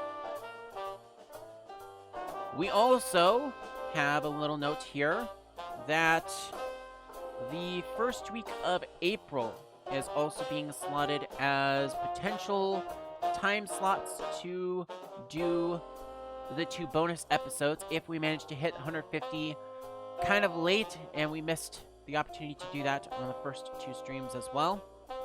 So if we miss the opportunities and have issues with the Sundays, first Tuesday of April will be the final date that we'll be playing through Turnabout Reclaimed if it has not been covered. Final date for Turnabout Time Traveler will be that following Thursday, which I believe the dates for those, respectively. April 2nd and 4th, respectively. And then April 6th will be a stream survival Saturday for that as well. Other than that, again, we're going to be taking a little bit of a break from Apollo Justice Ace Attorney, as you know. We'll be resuming the trilogy after the February month, and we'll be starting again Saturday, March 2nd. We will resume Apollo Justice Trilogy. That stream will also be starting at 5 p.m. Central. With all of that said, I believe that is most of my notes covered, and we are ready to proceed with the trial. So let us get our switch woken back up. Let us get back onto the proper scene. Pop back in here, and let us continue on to the next chapter.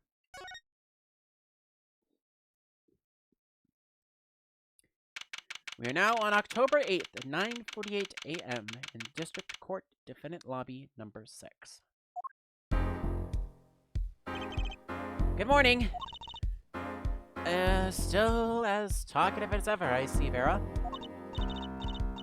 So, you're Vera, right? I'm Jersey Wright. That's Wright with a W. But not Wright, right?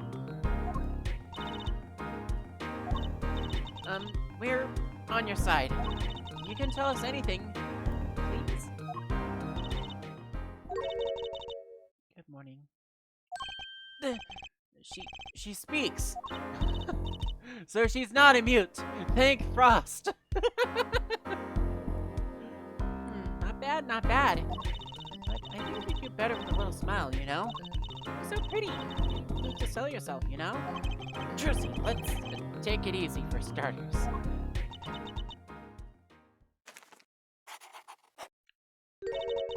Thank you for taking my case.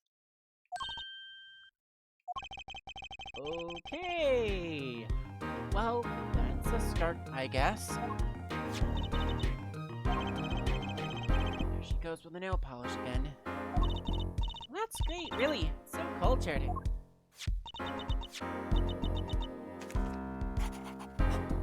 Let's try. Woo! Really? Girls.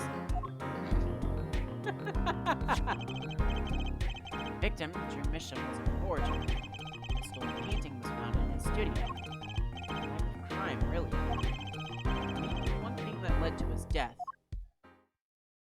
But we shall see. October 8th, 10 o'clock a.m., District Court, courtroom number 3, and I accidentally misclicked on my mouse, and I just hit myself. Hi, I'm back. Whoops, sorry. Oh, it's our favorite prosecutor as well. Well, we've been out. Begin the trial of Vera Misham. Is the judge okay? His voice is all raspy and he's looking around all nervous like. The repercussions of today's trial will most likely be felt for a long time, and may indeed alter our legal system forever. Today is a test of the justice system, and the first step towards a new order in our courts. Daddy's secret mission! The jurists will function like a jury. It is taught to allow information to help the courts and better reflects the people's will. Why aren't there any jurists in the courtroom? The close the second cameras watch this courtroom at all times. The jurists have access to everything that Trump's files. Jurists. Judge Val and Judge Cool. Now, see here, Prosecutor Gavin. I was going to say that. My apologies, Herr Judge. Jurists. Today, judge today's trial coolly, if you would be so kind. Jurists are bound by the letter of the law. Affect the trial with evidence, by their feelings. We're about to find out just what effect they're going to have. Very well, Prosecutor Gavin, the details of the case, if you would. The victim was a painter, Drew Misham, who was killed in his own studio. His coffee was poisoned by homeowners, by none other than the defendant, Vera Misham. Objection! Objection!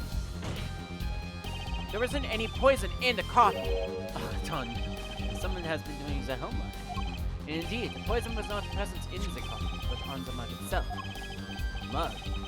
Ah, a residue was found on the rim, I see. The autopsy report describes the manner of the victim's death. Our court accepts this as evidence. Commission's autopsy report added to the court record. Now would be a good time for us to take a break and look at this, shall we? True mission, age 52, male, time of death October 6th, 9930. Cause of death, atropine poison. Yeesh. Anyway, according to this report, the victim's death was caused by atropine poison. A chemical compound that does not occur naturally. Lethal dosage is mere 0.002 milligrams. A touch of atropine in the body is a touch of the lethal site. Very well, Prosecutor Gavin. You may present your witness. I have for you today a simple man for a simple case. A man who witnessed the murder in its entirety. A journalist, no doubt. The witness will state his name and occupation. Ah, right. Well, for starters, my name's Spark Russian. My job is lone observer of the world. In other words, a freelance journalist, right? If you don't mind, I'd like to state something here for the record. Yes, Mr. Bushel? I dislike conclusions, specifically the aspect of jumping to conclusions. Preconceptions make a park sandbox of endless desert waste. End quote. But you are a journalist. You said so yourself yesterday. Well, that's true, yes. But you must understand, I stand before you today as a man with a dream. I'm offering you my testimony in exchange for exclusive rights to the story. Scoop turns Mr. Brushel into that Mr. Brushel. End quote. Let's hear your testimony then, shall we? A simple case, eh, Gavin? For me, the jury is still out.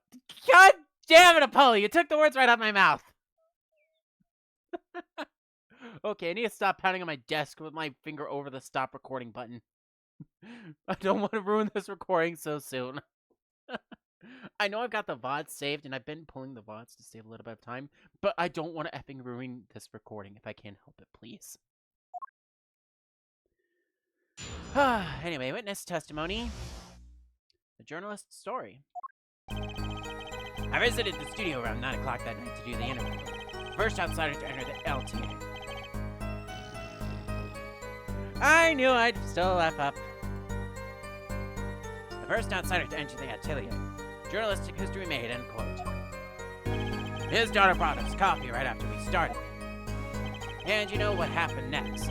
Star falls, end quote. No one else entered the room besides her the whole time. Say. That does sound like a simple case. Unless you are the one who poisoned him. What are you saying, Judge?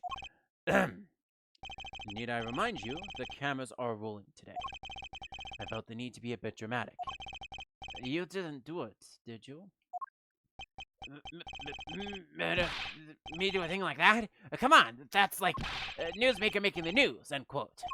Or even contemporary witch hunt, end quote. I know, wild accusation rock courtroom, end quote. Rock indeed. Prosecutor Gavin sure looks like he's having fun. I'm so happy for him. Very well. Mr. Justice, your cross-examination, please. Oh boy. Journalist's story. Visited the studio around 9 o'clock that night to do the interview. First outsider to enter the atelier. Journalistic history made. End quote. We started brought us coffee right after we started. You know what happened next. The star falls, end quote. No one else entered the room besides her the whole time.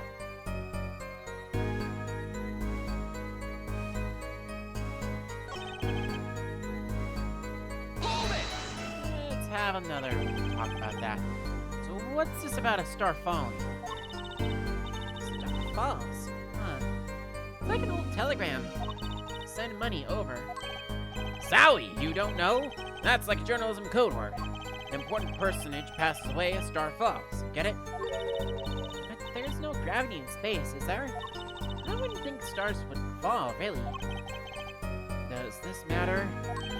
Oh boy, this is good stuff, good stuff. How about star breaks? Nah, that's Black Sponge. I know. Star dies. Nah, lacks imagination. Of course, you can go with Drew dies, straight to the point. I like it. I think we need to hear about something a little bit more substantial.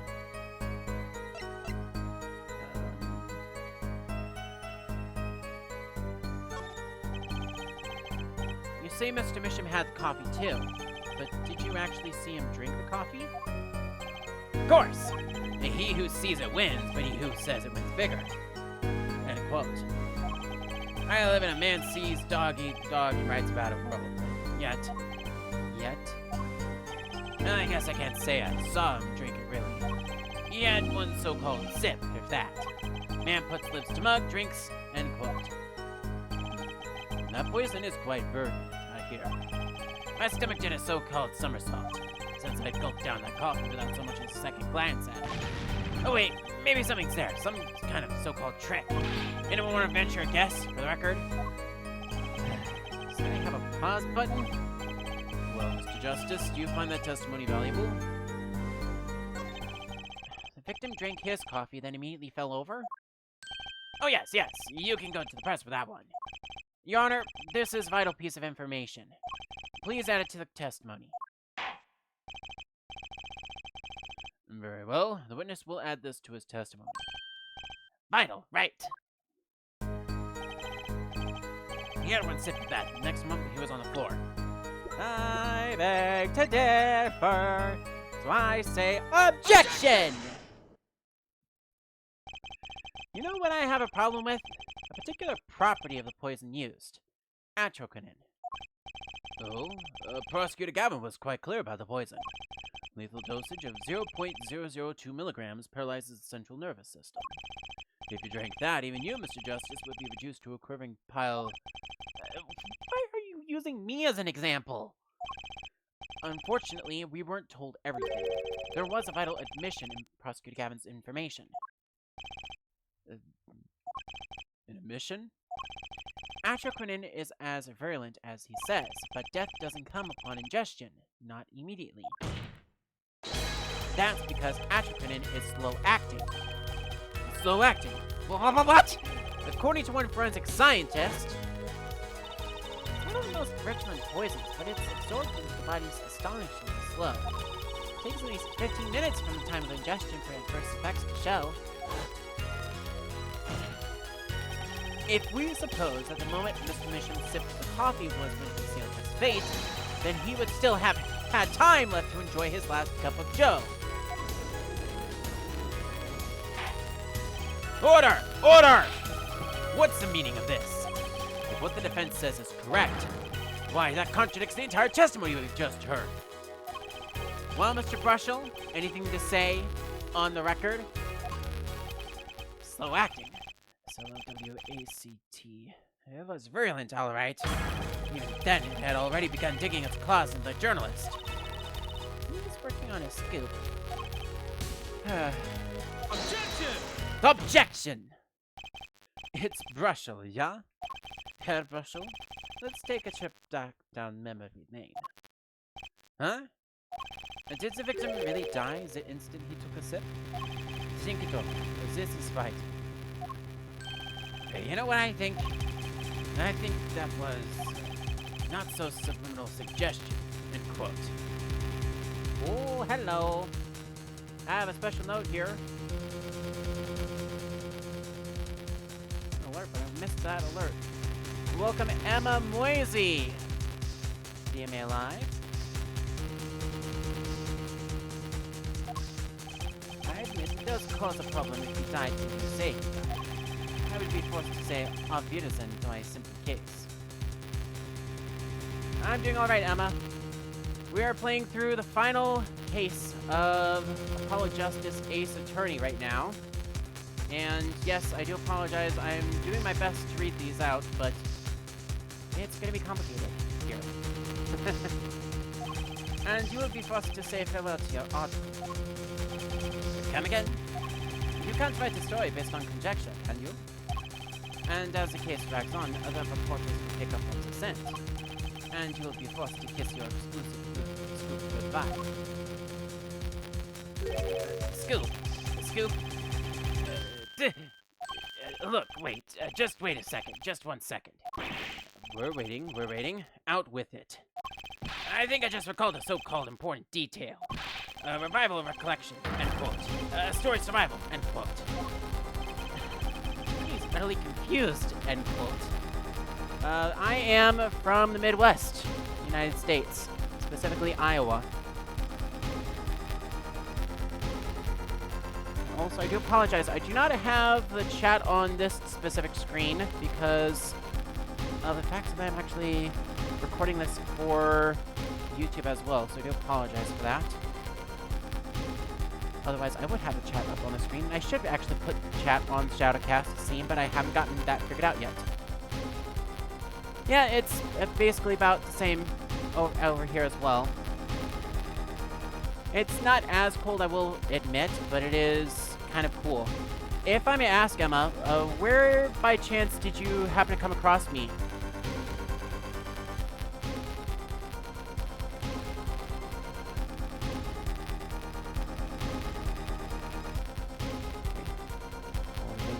That. Actually, I did notice something when I visited the studio. I heard a poison that takes its sweet time, see? But not what I've been saying for the last few minutes, apparently. Mr. Burschel, are you saying you noticed something that explains what happened? You bet I am. The antidote for a poisonous contradiction, end quote, you might say. Or, I still have no idea what you're talking about, end quote, I might say. I figured it out, but only after an in-depth interview. See, thanks to my journalism skills, I know who poisoned that coffee. Order! Order! Order!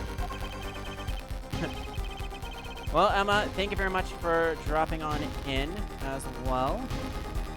Just scrolling at some Twitch and got your stream, so I hopped in. Absolutely. That ends up being how I find a lot of stuff as well. Also, your support has just jumped a little bit as well. Make one step closer towards an extra episode unlocking in this playthrough.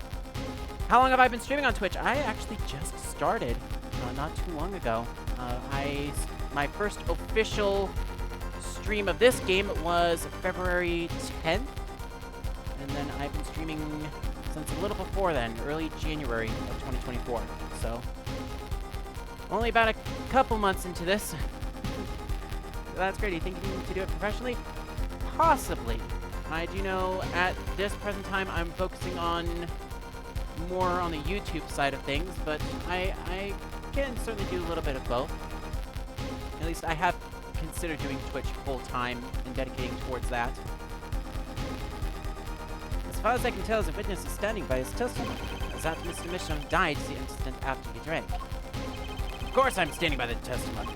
And my dream of exclusive rights to the story. Yeah? Ah, I suppose it was too much to hope for. What was? Of course he wouldn't choose a simple case, not him. Him? Phoenix Wright. Who else? Acton, Herr Burschel. Report first, if you would. What is it that you noticed? This court is a critical trial of the jurist system. I'm afraid no room for doubt is permissible. You will testify to the court about what you noticed. And immediately we're going right into a second witness testimony. What Burschel noticed. Do you stream daily? Not daily. I usually stream every other day. Sunday, Tuesday, Thursday, Saturday. But I kind of fell asleep last Sunday and... Well, I was offline Sunday for errands, and I fell asleep Tuesday, wasn't unable to stream then. And by the time I actually got back to the studio, it was super late, so I basically decided it was probably best for me to just make up the stream tonight, because I want to get this game out of my backlog for the end of this week. So I'm doing kind of a bonus Wednesday stream. I don't usually stream on Wednesdays, but I figured, hey, I haven't done anything since last Saturday, so it's been 4 days, so I figured, hey, let's hop on and have a little bit of fun. Alrighty, what Brushel noticed? When I arrived at the studio, Mr. Mission was at his desk. He seemed to be writing a letter, but he quickly sealed the envelope. I thought nothing of it at the time, of course. Now that I think about it, what if he was writing a suicide note? A suicide note? Yes, he had this look on his face. A man's face inscrutable as a quadratic equation, end quote. Yeah. Absolutely. Yeah, thank you very much again for dropping by, Emma. And then, yeah, man's face inscrutable as a quadratic equation, end quote. Suicide? Poor Mr. Misham. But that means Vera's innocent. Would someone commit suicide in the middle of an interview? Oh. Very well. You may begin your cross-examination. Oh, I think I already know what I do. What other games do I play? I mainly play Minecraft, but I have been branching out into other games as of yet. So my primary content is still to be determined. You would think Minecraft again for the Persona, but I like to do other stuff as well. And if you tried any of the Pokemon games, I have in fact, and I'm going to keep very quiet because there may or may not be something on the headlines for later on this year. So I'm going to keep quiet on that front because I may or may not have something planned for that as well. Also, I kind of like this as a thumbnail, so just give me a second here while I do that. I don't know why I'm hiding myself because I'm just doing this off the Switch. There we go. Alright, Gengar and Pikachu. They're really cute, and I just love the... Yeah. Okay, so we can turn that on again. So one of the fun things about this game, about specifically the Apollo Justice trilogy, is you can have the ZL and ZR to hide certain things. Okay, so just to repeat, when we arrived at the studio, Mr. Mission was at his desk. He seemed to be writing a letter, but he quickly sealed the envelope. I suggest we try a new game. So specifically games that I would recommend you try if you're interested, or if you're into Pokemon personally. I would say, I know there's a lot of people that are kind of up in arms against it, but Power World, I have been hearing a lot of both good and bad reviews about that, but that is something similar to Pokemon. Also, like, certain games in the series that I personally would recommend playing, like Legends Arceus specifically is a good title, especially as it deals with kind of the start of the whole Pokemon world. This game seems to be a good game. What's your opinion? As far as my opinion, both this one and the original trilogy, I would recommend picking up the Phoenix Wright Ace Attorney trilogy first if you've never gotten into the Ace Attorney series, as that covers games 1, 2, and 3 of the canonical series. This trilogy, for Apollo Justice, deals with cases 4, 5, and 6. So yeah, I do know Power World, I believe...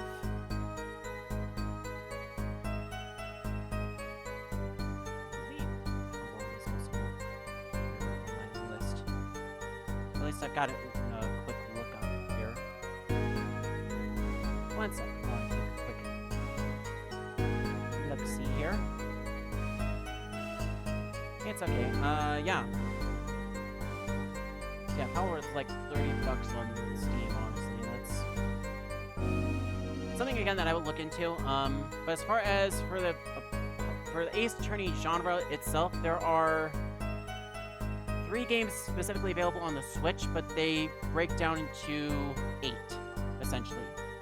The only game that's not available on the Switch just yet is Miles Edgeworth Investigations. Yeah.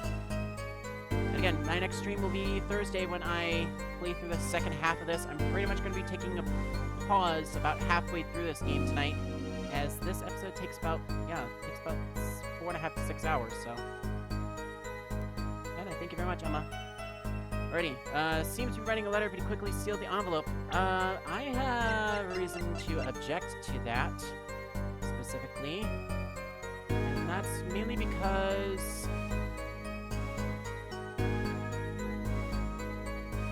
Oh, no. I double-checked.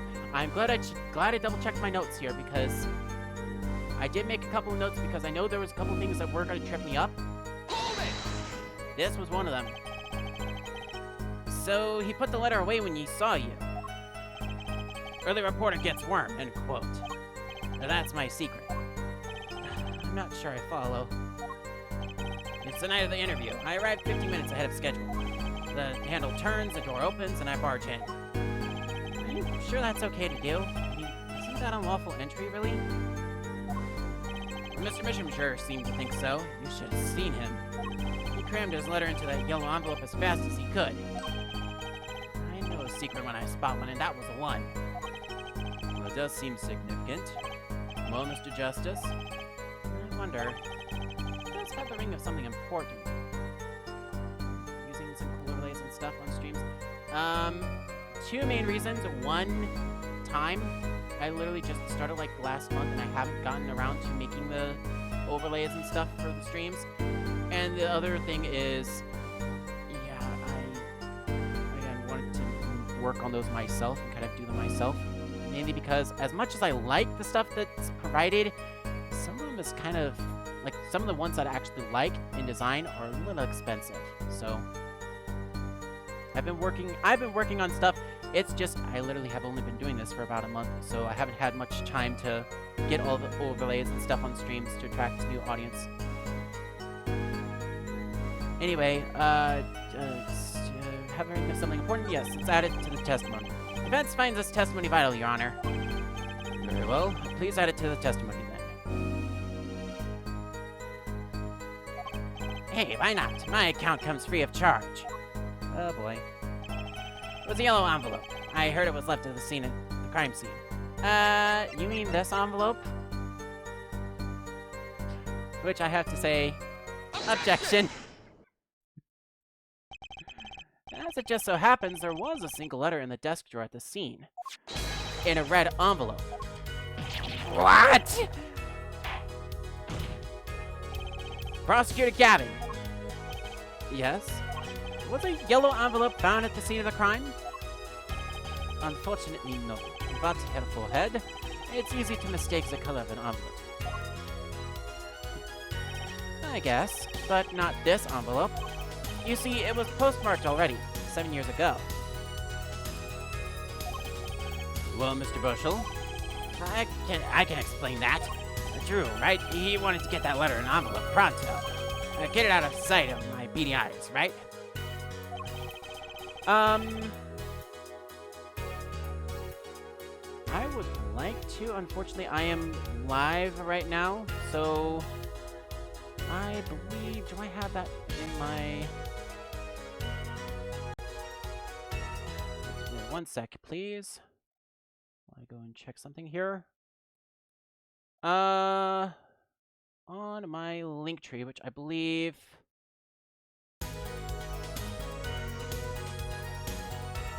Right there.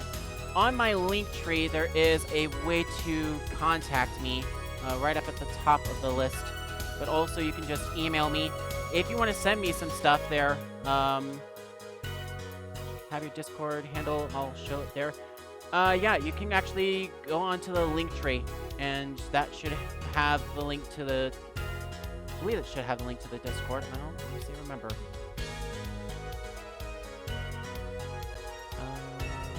Yes, it has a link to the community Discord. So you can join me from there, and then you can message me through there. Or, again, you can also...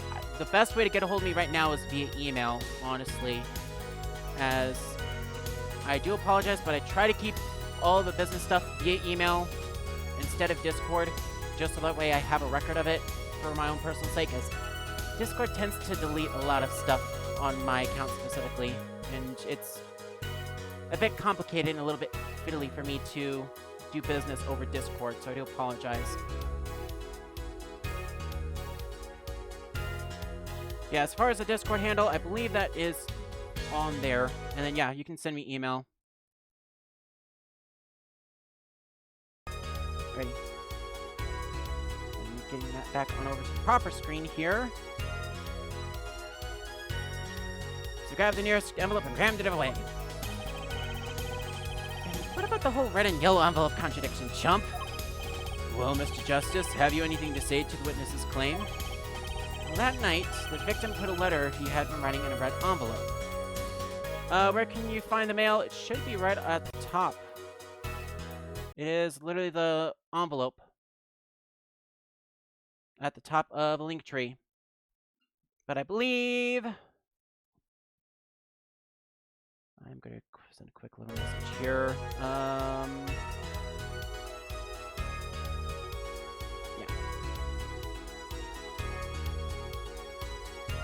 You can do that, but you can also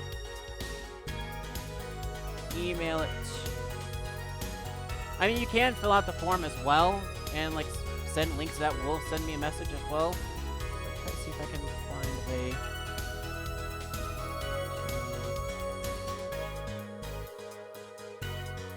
Yeah, there we go. I'll just send you this.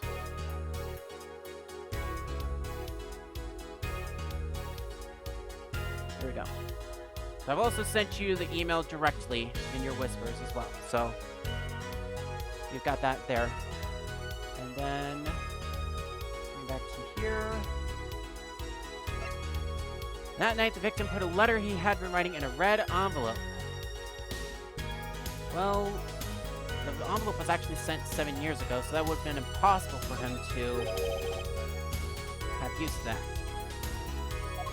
It's impossible. Hi, I like your own expression. So full of confidence. It's simple, really. As it just so happens, the defense team investigated the contents of this envelope with the assistance of a forensic scientist. What? And note that this letter is addressed to Drew Mission. Oh? Why would he address a letter to himself? Let alone send a suicide note to himself. I've been scooped! Order! Order! Order! Mr. Brushel, can you explain this to the court? Oh, my. How could I have forgotten? I suppose this happens to the best of us. A reporter gets old, forgets lots, end quote. I'm still waiting for an explanation, Mr. Brushel. Well, that's the thing. See, after he put his letter in that envelope, Mr. Misham sat there searching his desk drawer for something. His desk drawer? Yes, a stamp. A so-called postage stamp. End quote. A stamp? Whatever for? Well, to mail his letter. What else? And then, I think I saw him put his letter in the box. Yes, it was a yellow envelope, and he put it in that box. Well, apparently this yellow letter has nothing to do with... Oh, how I wish it did. Just think if that were a suicide note. What a story! A star writes suicide note in front of a reporter. False. End quote. Ahem. As I was saying, that has nothing to do with this case. That said, yes, Your Honor. It makes me wonder about the contents of that red envelope.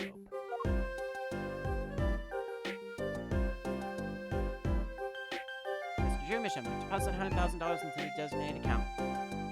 Sign the papers and send in the enclosed envelope and the enclosed papers in 3 days. $100,000 is quite a good deal of money. So this was from 7 years ago, yeah? So am I finished here? Am I finished here?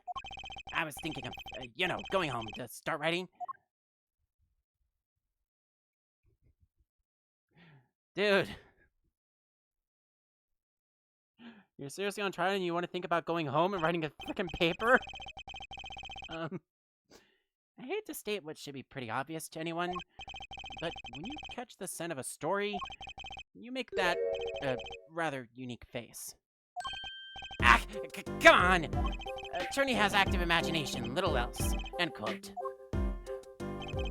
Even I noticed something, and my eyes aren't what they used to be. You know, I'm starting to understand what all this perceiving stuff is about.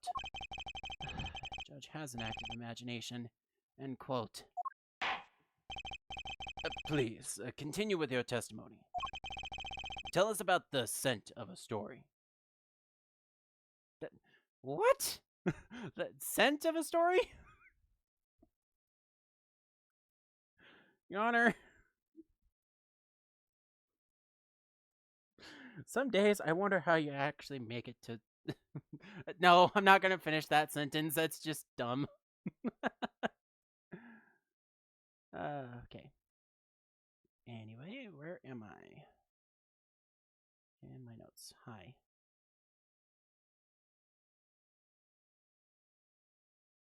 Awesome. All right. Hey, I'm the one asking the questions here, usually. The scent of a story. How many more of these do I have to do? I think just 2 tonight. At least 2 from this witness. We'll see. Actually, it took a bit of work to get a thumbs up on the interview. A reporter leverages story, he gets his interview, end quote. The story concerned a certain case from 7 years ago, and the red envelope probably had something to do with it. Say what you will, but Drew's talent was without compare. So you threatened to go to the press? Can I please? So you threatened to go to the press with this story, and that's how you got your interview. Blackmail? Well, yes. I mean, no. It wasn't exactly black. I'm not... Is something wrong, Mr. Bushell? Look, this is my story, my tidbit. Journalist info is livelihood, end quote. I see.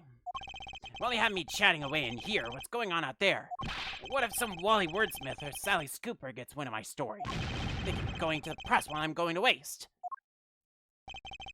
Court feels your pain, Mr. Bushell. Mr. Justice, let's pick up the pace. A certain case 7 years ago. Wait, 7 years ago? Yeah, 7 years just seems to be coming up quite a lot in this chapter, specifically. Oh, so yes, I'm on Mastodon. Anyway.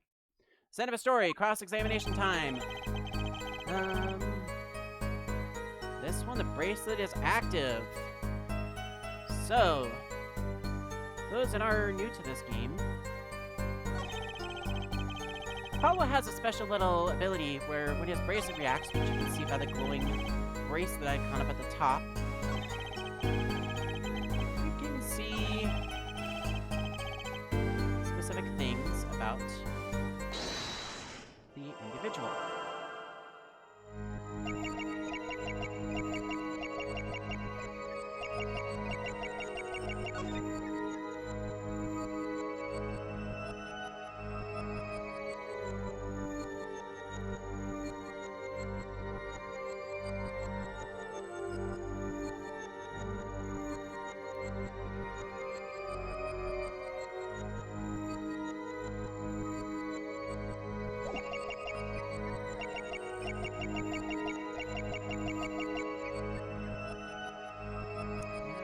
Not see that last time.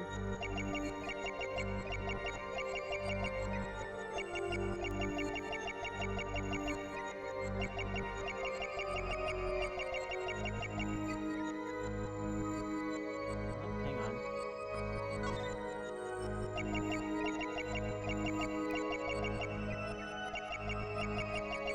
Whoa, hello. Bingo. Gotcha! Oh yeah, gotcha. Sorry, Paulo.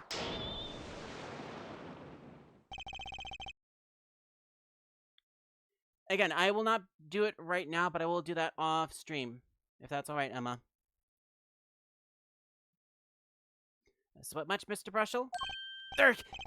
Yeah, well, a man can't help his glands, you know. It's more than that. When Mr. Misham's talent was mentioned, you suddenly began to sweat buckets. Ah! You're hiding something about his talent. What? That's ridiculous. Evidence time. Let's show where Mr. Misham's true talent lay. It just so happens I happen to have evidence showing the talent that was mentioned in that letter.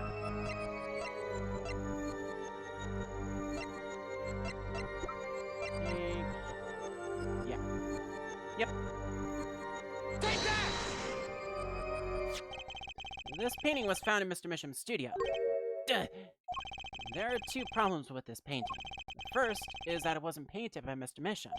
And the second is that there was another painting in the studio which looked exactly like this one, except it was only half done.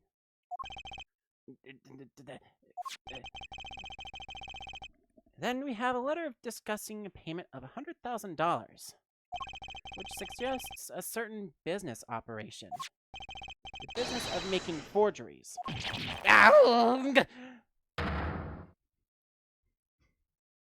Yeah, this game is definitely cool. There was three...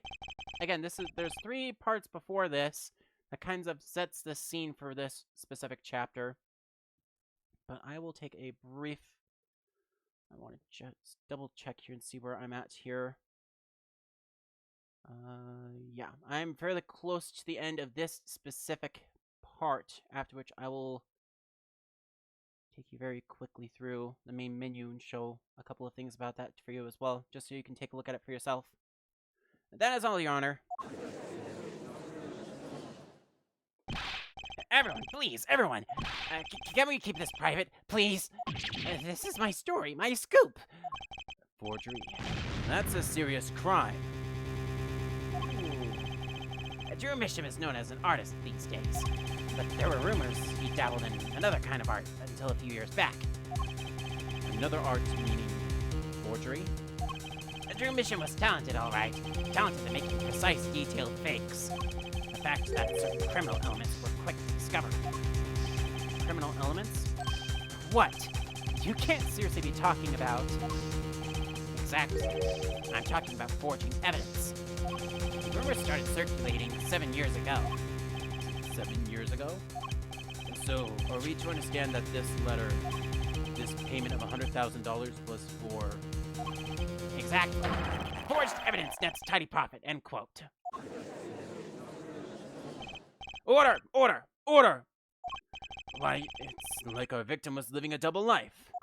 Aha! This is my chance. So the victim had ties to the criminal world, right? He could have had plenty of enemies we know nothing about. Objection! Objection! This is my first time hearing of this criminal book. We certainly found no criminal connections when we conducted our investigation. Objection! But how do you explain all this money? You have to admit there's a possibility of some illegal activity here. Objection! Objection! But there's no proof of the crimes led to our case. Our case was and remains simple from the beginning. Only the defendant that poisoned that life. And yours. Hey! The only thing I poison is my pen when I'm writing reviews. Mr. Brushel, your testimony to this point has been quite unreliable. It doesn't speak well of your reporting acumen. What are you talking about? My journalism is rock solid. Journalism so solid you could stand an elephant on it. End quote. In any case, let's hear a summarized recap of your testimony. If we can ascertain the situation in that studio from the recap, the trial is over. Apollo, what is he talking about? Cross-examination showed Mr. Brushel didn't have reason to or means to poison him. As long as there's no other suspects, then the killer had to be Vera. That's what. This next testimony is our last chance. Mr. Brushel, your testimony, please. Yep, last chance for this specific part, but we'll see.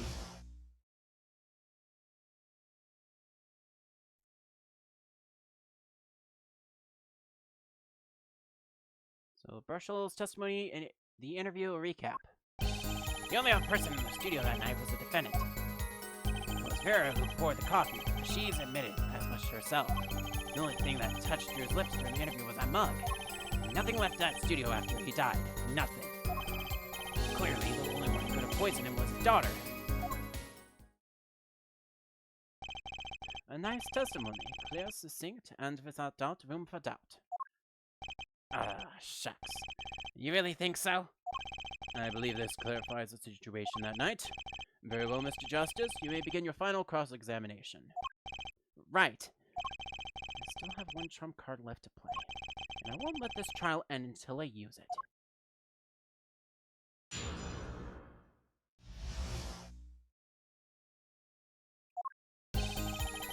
Another person in the studio that night was the defendant. It was Vera who poured the coffee. She's admitted as much herself. The only thing that touched Drew's lips during the interview was that mug.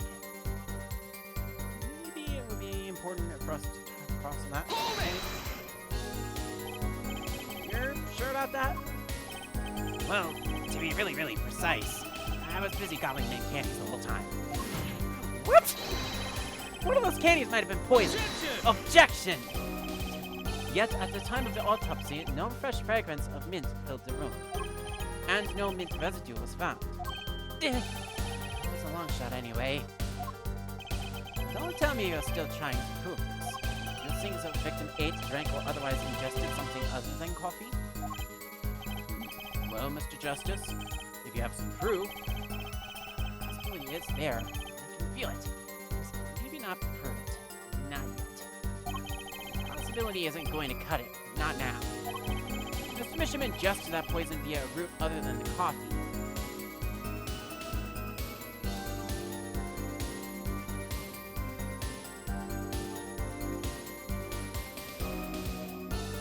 Oh crap, I put this in wrong order. Screw it. Proof is possible. I can risk it. Oh, excellent. Now let's see your proof then. Now please show us your evidence. What evidence shows that the victim wasn't poisoned via his coffee mug? Whoops. I kinda did this out of order, but screw it. Take that!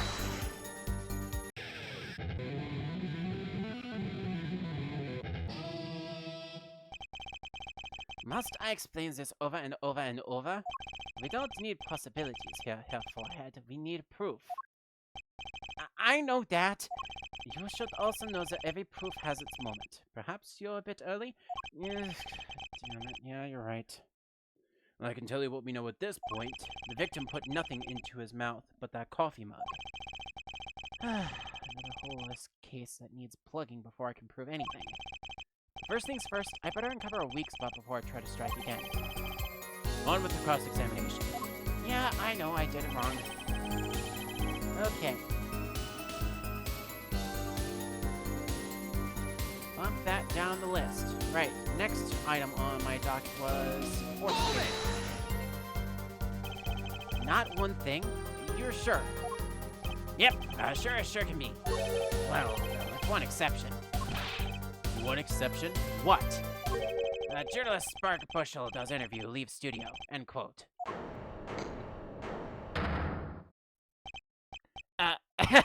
Come on. It's a joke. Get it? Not funny, I know, but still.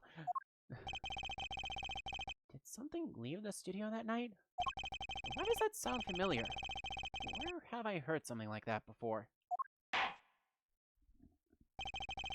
And now that we've proven our witness is a comedian of sorts, I'd like to turn to our defense attorney before returning to the testimony. Do you have any idea what, if anything, might have left the studio that night? Well, there was one thing.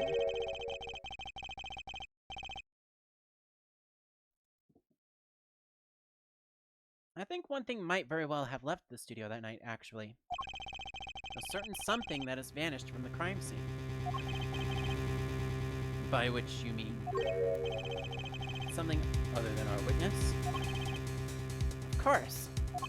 But don't tell me. That a mission? Believe me, any comic relief I may provide is entirely unintentional. Then let's see what you've got for us, Mr. Justice. Well, this thing wasn't at the scene of the crime, so I can't show it to you, but I do have evidence that shows how it could have been taken from the scene. Oops. Okay. Post box. This is the only link between that studio and the outside world. A letterbox? What did Mr. Brushel just tell us? When he entered the studio on the night of the murder, the victim had just finished writing a letter. Yeah, I said that. And yeah, it was true. Furthermore, you went on to tell us that he put the letter in a yellow envelope and put it in the letterbox. Ugh. But that very same letterbox was empty. In other words, that night, the yellow envelope disappeared. Objection! Yes, intriguing. So an envelope has disappeared from the scene of the crime. Of course, this changes nothing. Huh? He has a point, Mr. Justice. What we're trying to figure out here is how the poison got into Mr. Misham. Is it really important that this envelope the witness says he saw disappeared? Well, if it did disappear, then something did leave the studio that night. That seems very important to me. Very well, then. The witness will add this to his testimony. You got it! Still seems this fails to change anything, Captain Head. Why are you so sure? The letter disappeared from the crime scene that night. This is exactly the opening I've been looking for.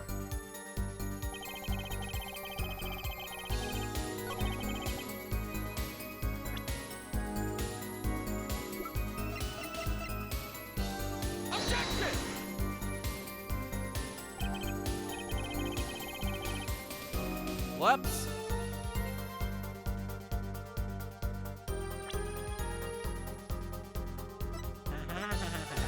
Guess what? I hit wrong button. That was on me. You gotta first autosave. Back up. Do you have any idea what, if anything? Yep, just one thing.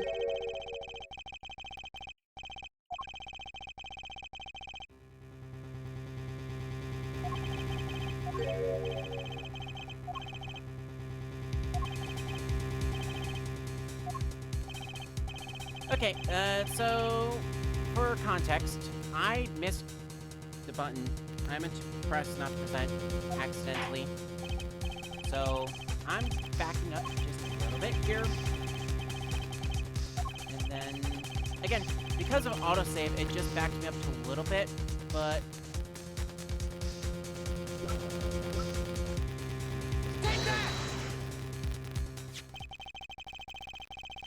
This is the only link between that world and the outside letterbox.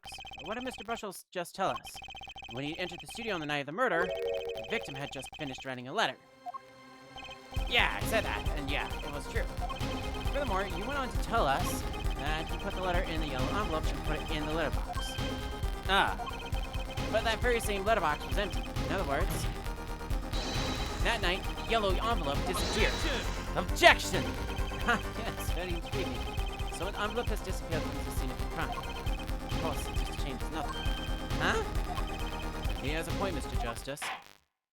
What we're trying to figure out here is how the poison got into Mr. Misham.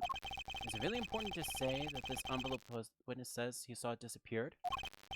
Well, if it did disappear, then something did leave the studio that night. That seems very important to me. Very well, then. The witness will add this to his testimony. You got it! Still seems this fails to change anything at full head. I won't be so sure. The letter disappeared from the crime scene that night. This is exactly the opening I've been looking for. I need to back up and press now on this statement. Hold it! You're sure about that? Well, to be really, really precise, I was busy gobbling in candy the whole time. One of those candies might have been poisoned. Objection! Yet, at the time of the autopsy, no fresh fragrance of mint filled the room, and no mint residue was found. That was a long shot anyway. Don't tell me you're still trying to prove this. You think the victim ate, drank, or otherwise ingested something other than coffee? Well, Mr. Justice, if you have some proof, possibility is there. I feel it. But maybe not proven. Not yet. Possibility isn't going to cut it. Not now. Mr. Misham ingested that poison via a route other than that coffee. Proof is possible. Nothing.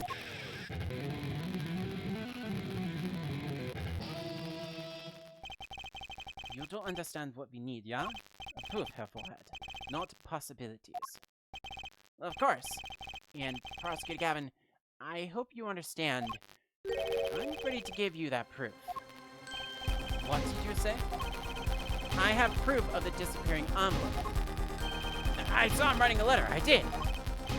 Which was picked up by the mailman, I assume. Of course, which means that envelope had a stamp on it. A stamp. As we all know, stamps come with dried glue on the back. In order to use the glue, you have to wet it by licking the stamp. Objection! No one worth talking to actually licks stamps in this day and age. Objection! Even if you wanted to talk to him, you couldn't. He's dead after all. Objection! Okay, so he licked his stamp. But wait, how does that explain the atropine on the rim of the coffee? Objection! If you lick the back of a poisoned stamp, the poison would get on his tongue, yes? What would happen if you put the coffee mug to his mouth, Those traces on the mug weren't the killer's doing. It was the other way around. What? The coffee mug didn't poison Mr. Mission. Mr. Mission poisoned the coffee mug himself.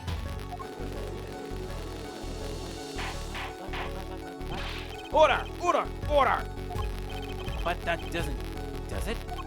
Recall, if you would, atropine is a slow-acting poison, yes? The poison entered his body when he put the stamp on the envelope. But his time wasn't up until the very moment he touched his lips on that cup of gel.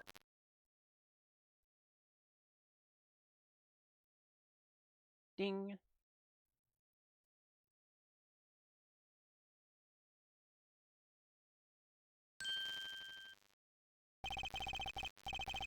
You have something to add, Mr. Brushel?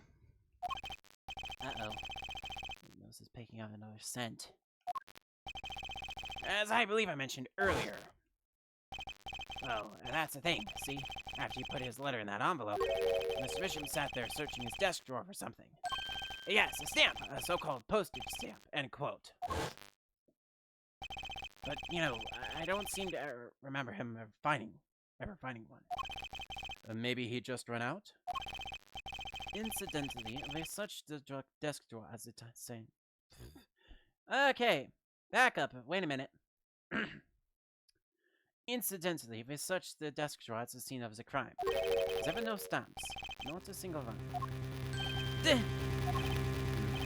That does pose a problem. How will you prove that the stamp was put with poison? Actually, I'm glad no other stamps were found. It makes proving a stamp used was poison possible. Good show, good show. You can't even prove there was a stamp. Well, let's hear what the defense has to say. Where's your evidence that proves the existence of this poison stamp? I wonder... In the chat, wanna venture a guess?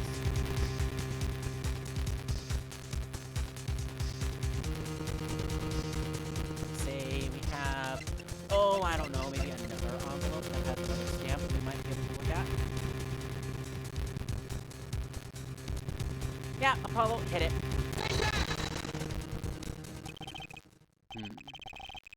Well, Prosecutor Gavin? It seems our beloved attorney has been licking too many stamps in his free time. God. You smell like that when you torture all your victims with just we take care that we don't lick you and stick you in the letterbox of justice. Oh, wait. Right. That's gonna be... Take that! Yep, that one. Well, that certainly is a cute little frame, and by little I mean really little. It was on the victim's desk, Your Honor. Quite empty, as you can see for yourself. I noticed that too during my inspection. So what? Apparently you weren't as observant as you should have been. You see, when you saw this frame, it was missing something quite important. Missing something? Yes, a pale bluish stain on the inside of the frame. Atropine residue. What? Why wasn't I told about this? The frame is only 2 inches square. The base of the frame is even smaller, maybe an inch wide at most. Your aunt's saying. Oh, but I am. Tell me, what fits in such a small frame? Commemorative stamp, perhaps?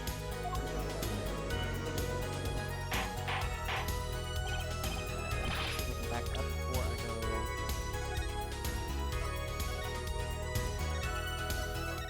Before I get too far into the story, let's see if I can back up and catch back up to speed with this.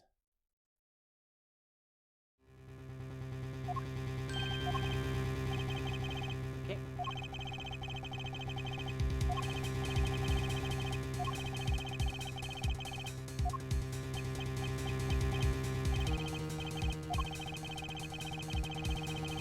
Alright, so I need to back up. I'm going to back up to this point here. So, red envelope. Tiny frame. Take that. There we go. Alright. Well, that certainly is a cute little frame. And by little, I mean really little. It was on the victim's desk, Your Honor. Quite empty, as you can see for yourself. I noticed that too during my inspection. So what? Apparently you weren't as observant as you should have been. You see, when you saw this frame, it was missing something quite important. Missing something? Yes, a pale bluish stain on the inside of the frame. Atropine residue. What? Why wasn't I told about this? The frame is only 2 inches square. The base of the frame is even smaller. Maybe an inch wide at most. You're on the same. Oh, but I am. Tell me, what fits in such a small frame? Commemorative stamp, perhaps?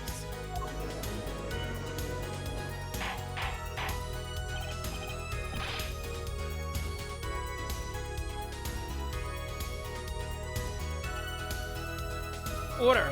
Order! Order! The poison stamp was in this frame? Impossible. Prosecutor Gavin, why would he put something like that on his desk? Don't tell me he had it in there so he could commit suicide if he was struck. You know, can I say something? I had a thought, see? What, Mr. Bushman? Please stop jittering around like that. The victim was a forger, right? There's a lot of money in that line of work. A forger forges friends, makes enemies too. End quote. So the poison stamp might have been a murder weapon aimed at him. Objection! Objection!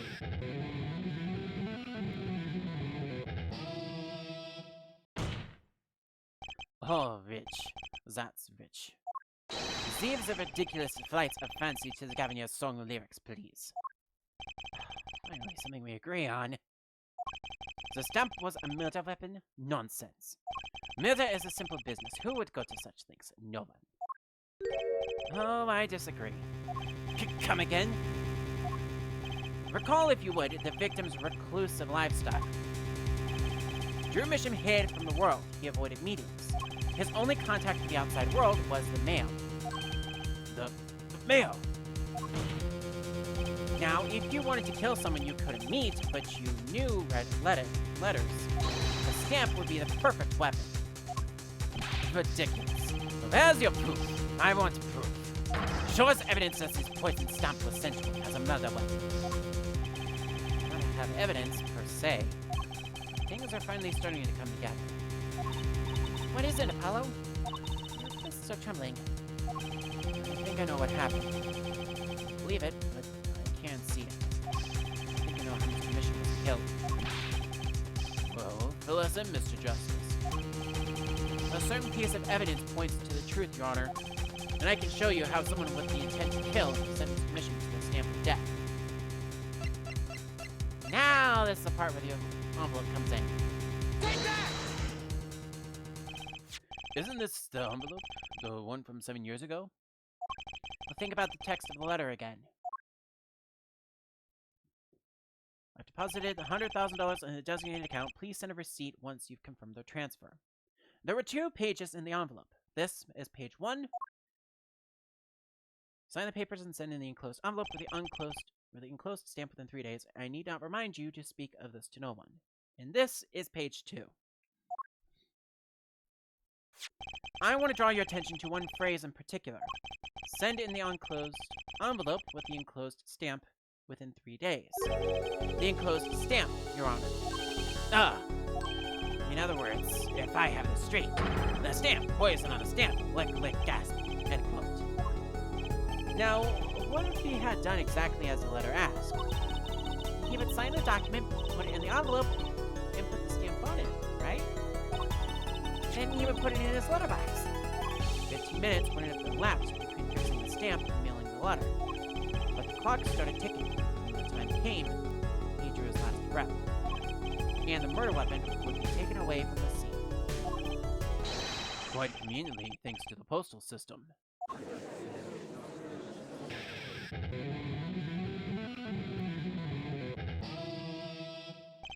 Such a splendid imagination you have here, forehead. Let me confirm one thing with you, if I might. So, this poisoned stamp was inside this envelope from 7 years ago, yeah? Is that what you would have believe us? Is that what you'd have us believe in? Well, it is a little bit of a stretch, but there is a possibility. Yes, a very small possibility. How small? A poisoned stamp in this envelope? A stamp that then became the murder weapon? How do you intend to prove this seeming coincidence? Well, 7 years ago, you didn't know who sent that letter. And your answer is silence. Very well, I move to... It's not nice to pick on the Fräulein, Clavier.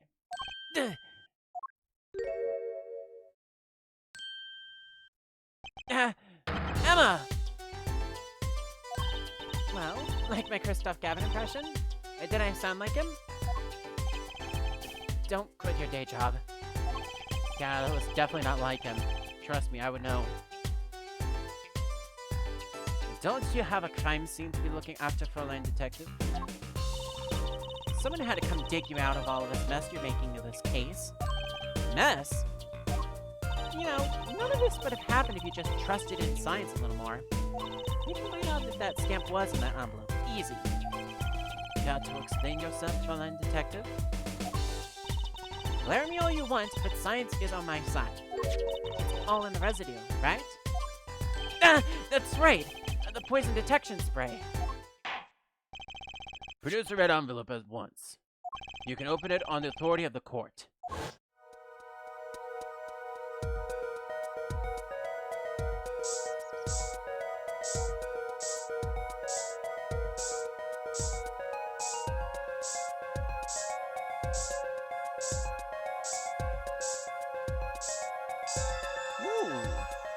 Shiny. Nice neon blue again. Whoa, would you look at that? No mistaking it. That's atraquinin residue. I don't believe it. A murder weapon from the past. Now, 7 years later, it bears its fangs at last. Objection! Objection! Absolutely outrageous. Tell me why. Ain't nothing but a heartbreak. Why didn't this matter take place 7 years ago? Well, there is one possibility. Maybe Mr. Mission figured it out. Figured what out? He realized that the person who sent that letter wanted him dead, so he sent his reply with a different stamp. And put his decisive evidence in a frame.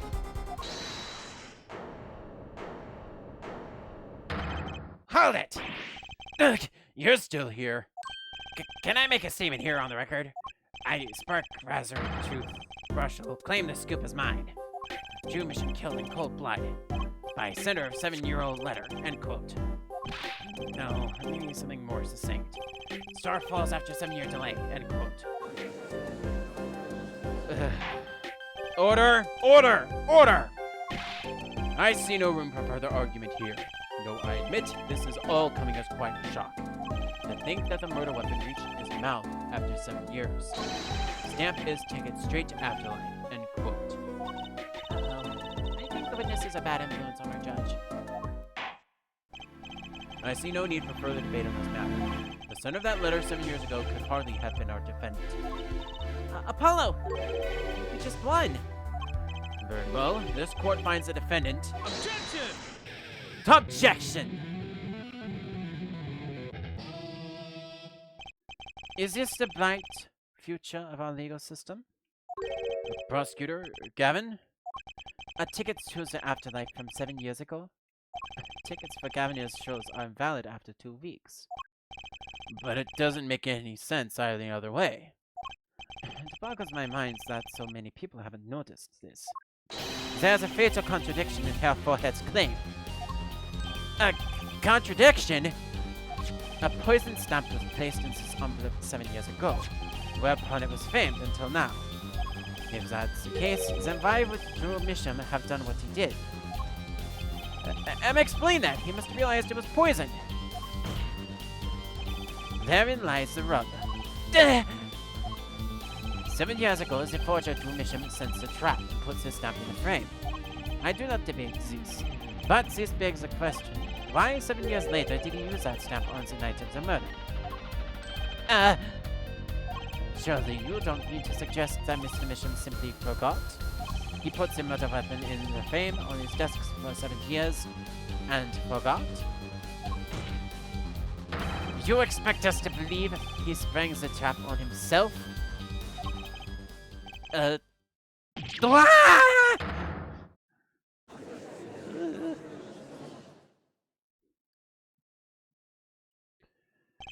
While I admit this is all quite shocking myself, it does seem highly unlikely that he would fall afoul of a trap that had been sitting on his desk for 7 years.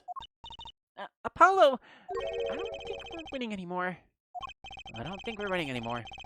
I'm glad we're all back to a real world now. Welcome back to reality. We've been waiting for you. Objection! Okay, then how do you explain the poison stamp that was in this envelope? Is it poison stamp? Where exactly is this poison stamp again? Have you brought it to court for us? I see no proof that such a thing ever existed. Objection! What about the atropine residue, huh? Oh, I agree. That doesn't seem to be atropine residue. But Herr Forehead, it's certainly no stamp. Yeah, but even if your precious poison stamp did exist, Drew Misham would never have used it. That is all. Irk.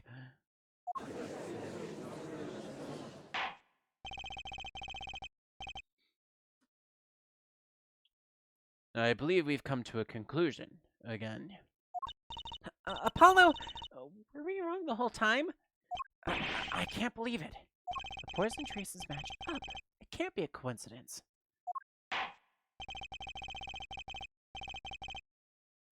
I'd like to bring some closure to this issue sometime this year. Mr. Justice? Yes, Your Honor. Let's review the facts and see where we stand. 7 years ago, Drew Misham received a red envelope. There were traces of the poison atropine on the document inside that envelope. A similar trace was also found at the crime scene on this tiny picture frame. The defense has indicated the possibility of a yellow envelope, an envelope that left the scene of the crime with a poison stamp on it. Yes, but even if this envelope contains the poison stamp, Andrew Misham, knowing this, put it in a frame, he never would have used that stamp. I'm afraid you're right, which means there is a fatal flaw in the defense's claim. I've been on the wrong track this whole time, I'm sure of it. A trace of atropine, envelope, the frame, and Drew Misham's mysterious death. They're all connected somehow. Well, Mr. Justice, do you have a conclusion for us? The defense stands by its case, Your Honor. We've seen that the logical outcome of the evidence makes no sense, which means that one of our clues must be a fake. Ta, fake clue? Fascinating. And if we find this fake, your wild fantasies will prove quite reasonable, yeah? The fake clue that's thrown us off the poison's trail is none other than...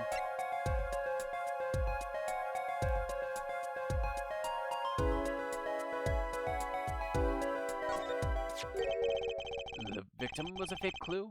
I'm afraid I don't understand. I'll explain.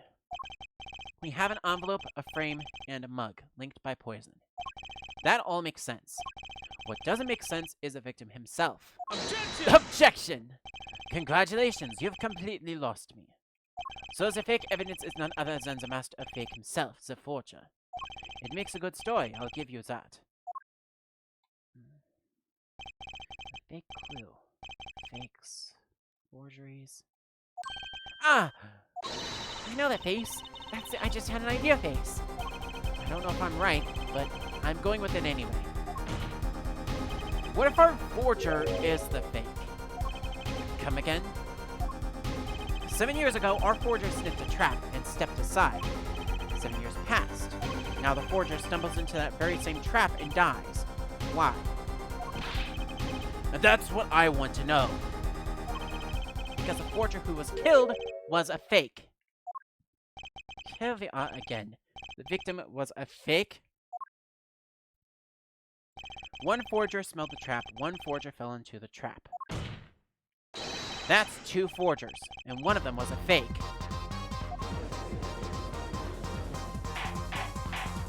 Order! Order! Order! So you are telling us that Drew Misham, the victim, was a fake? Well, if he was the fake, who was the real forger? You'd better not be claiming there was another, some kind of switcheroo. I'm afraid you're going to have to back up your story. Mr. Justice, show us just who the real Drew Misham was. If Drew Misham wasn't the real forger, there's only one other person it could have been. Understood, Your Honor. Forger Drew Misham was himself a forger. The real forger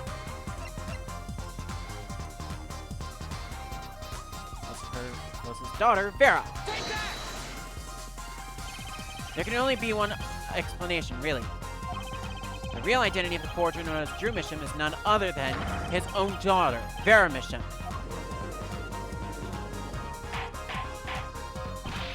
Order! Order! Order! Mr. Justice, this is going out on a limb, even for you. I kind of agree. I mean, Vera, a forger? Well, let's consider it before you write it off entirely. If you look at the paintings in the studio, one fact becomes quite clear. Forgery had been taking place in that studio for quite some time. The forger wasn't caught in that trap 7 years ago. This can only mean that the one who was caught in the trap wasn't the forger. Whoa, actually that does make a certain kind of sense. One more thing. Only 2 sets of fingerprints were found in the forger's studio. Drew Misham's and Vera Misham's. If we know that Drew Misham wasn't the forger, that leaves only one possibility by process of elimination. The forger was Vera Misham. Well,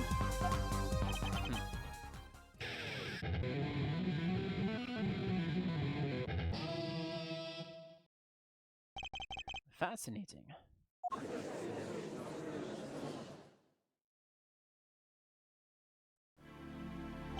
Vera Misham,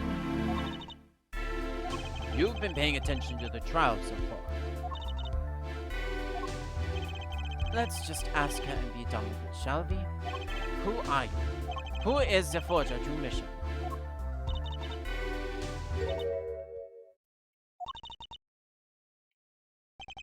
Was that expression of emotion I saw on her face? She's staring holes into Prosecutor Gavin's face. I'm used to being stared at by Florlines, believe me. Though they usually talk to me too. Tell us, were you the one who forged these works of art?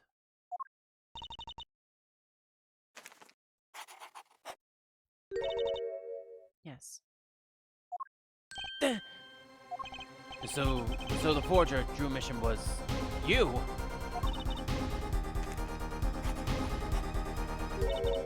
Yes, it was me. What? What?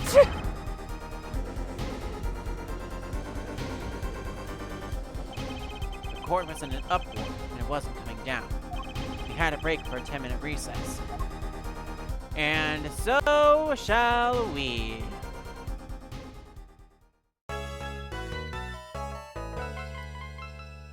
That is part 2 of 3 for tonight. We're going to finish this trial, but we're going to do it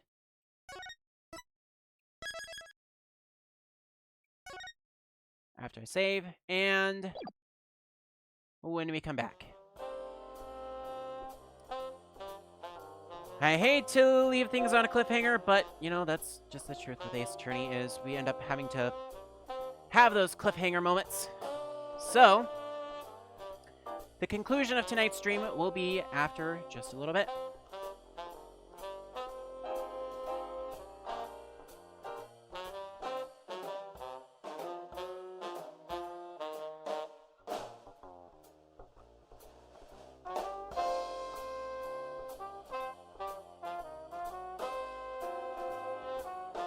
Right. One final recess, and then we will finish this trial back in a few minutes.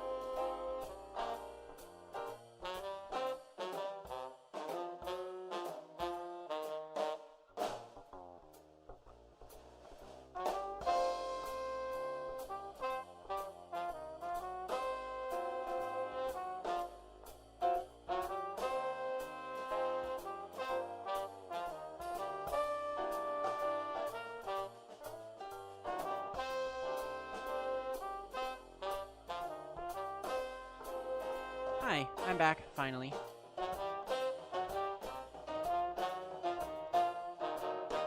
Okay. A quick second. Alrighty. So, welcome back to DMA Live here at twitch.tv/DanMetroArnold. This is a part where I would announce some alerts, and I do have one. Again, thank you, Emma Moisey, for joining DMA Live during our last segment, about an hour ago specifically. With that follow, that brings us one step closer, 12 out of 50 towards our current follower goal. Again, we have 3 opportunities for a bonus stream during this playthrough. Those include the 2 bonus episodes available in the Apollo Justice trilogy, as well as a viewing of the Asinine Attorney episodes from the original Spirit of Justice game. At 50 followers, I will play through Turnabout Reclaimed on the next Sunday stream, available after completion of Ace Attorney Dual Destinies. That date will be set no later than April 2nd. I need to go and update that on the thing tonight. I'm going to update that down below the stream after I go offline tonight.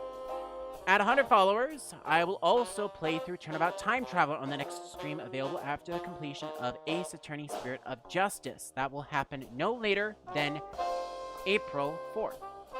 And lastly, if we manage to reach 150 followers by March 30th, 2024, I will showcase for Easter Sunday the 2 episodes of Asinine Attorney on stream that were exclusive to the original Spirit of Justice game.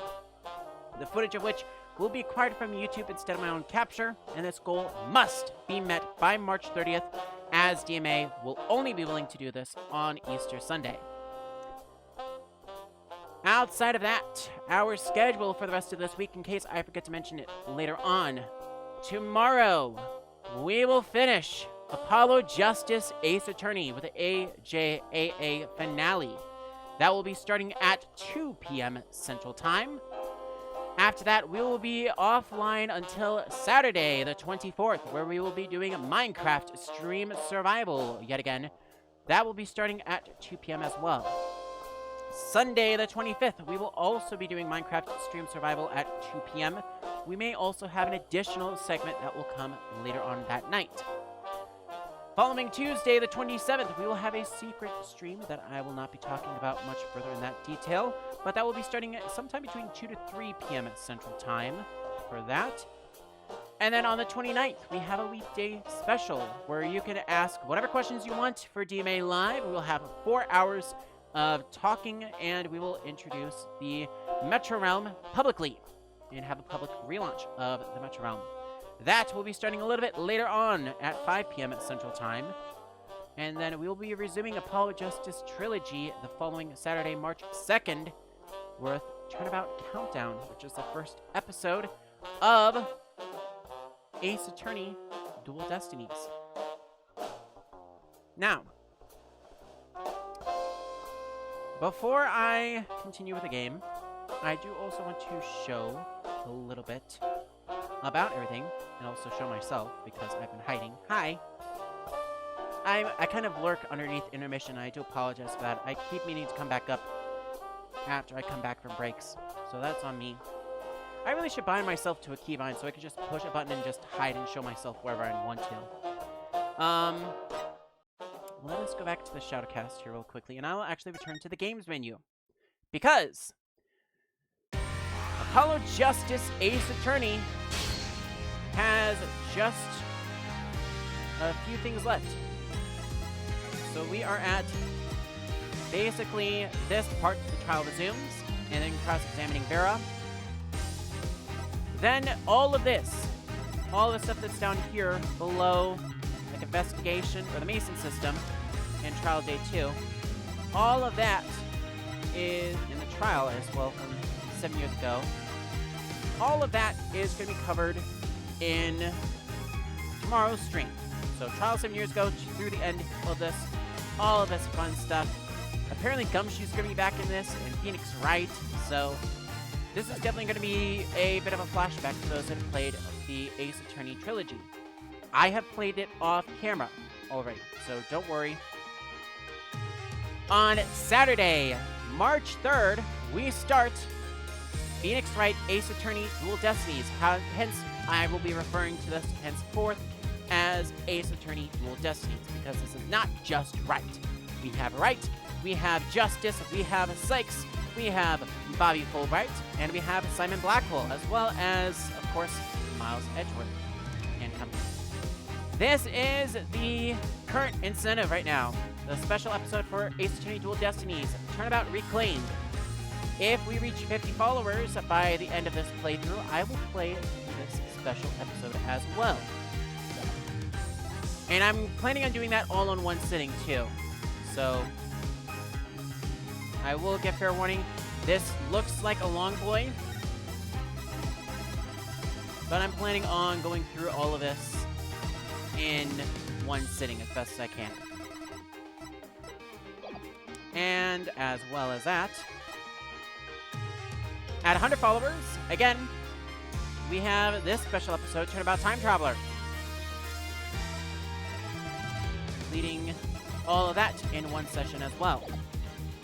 But for now, there's also the museum that I will cover in another stream. Maybe that might be on the 27th, who knows.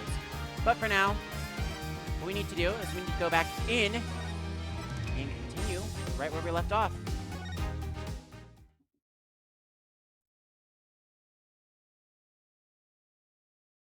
Okay, so now I'm back properly. And we go now to October 8th, 1:24 p.m., District Court Defendant Lobby number 6. Okay, so where exactly does this leave us, Apollo? Well, the Drew Misham who was killed wasn't Drew Misham the Forger, basically. Huh? Well then, who was he? Well, he was actually doing her nails. So, you really made those forgeries? Scribble, scribble, yes. Poor father. I know, it was wrong. Could you tell us how it happened? My father was a painter. I loved painting ever since I was a child. One day, father saw it in me. He saw that I had the talent. Talent for making forgeries? How should I say it? It was not only paintings I made. Given the materials, I could make anything. Anything? Father was so proud, and I was so happy. But in the end, I was making those forgeries. I've never had a good constitution, nor personality. I know very little of the world outside my door. Now, because of me, is... Do you know about this red envelope? I remember that envelope. It was some time ago. So you were already creating your works back then? I started when I was only 12 years old. So the one who figured out the stamp was poisoned, that was...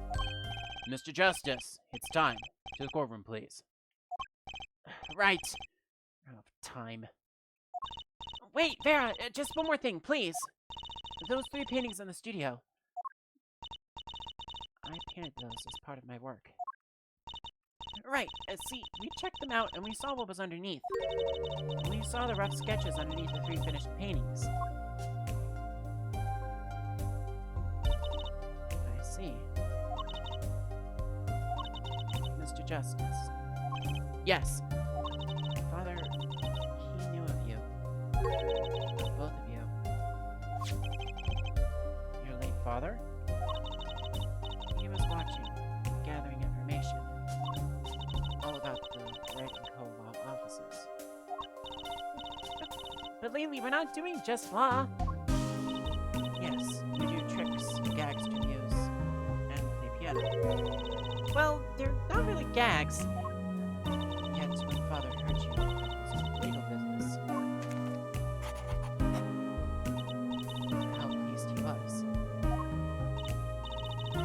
Mr. Misham? How am I supposed to know? What if he was Daddy's daddy? Judging from the relative ages involved, I'd say it's highly unlikely. He's already confusing enough with all these daddies running around. Anyway, we know that the victim's daughter, Vera, was a forger. What does this mean for the case? I guess we're about to find out. October 8th, 1:36 p.m. at District Court, courtroom number 3. Court is now back in session. Seems pretty tense. Turn her fingernails clean off. Perhaps you could begin by telling us how it all worked. How did you set up this Jew mission project, Professor?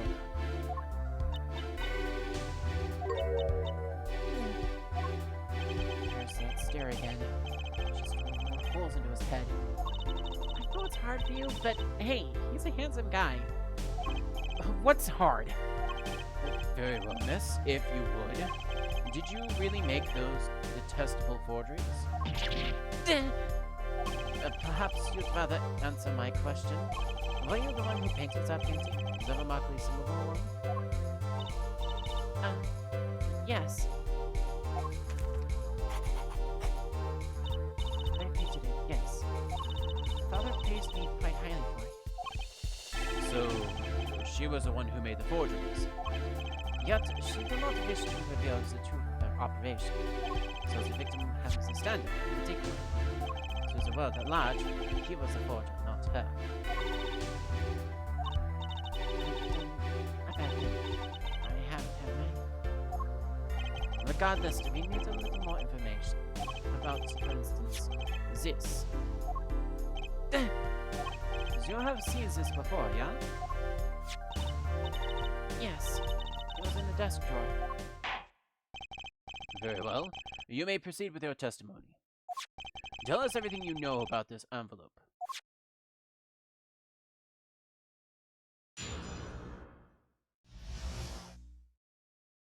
I created things in my software. This envelope came after my first work. That's other than painting. Father handled the deal, all of it. I received the stamp for this new envelope. It was after that job. Ooh. There certainly was much of great interest in your testimony. Not that the witness realizes it. Very well. Please begin the cross-examination. Right! Okay! I need more information about this forger. Mr. Misham. Guess we're gonna be pressing every single thing? Ha ha ha. That's a subtle clue that whenever we need more information, we just press every single goddamn thing. Okay. One that we do not press. Okay, got it. Check notes. There was one said, do not press 3. Okay, press 1. Hold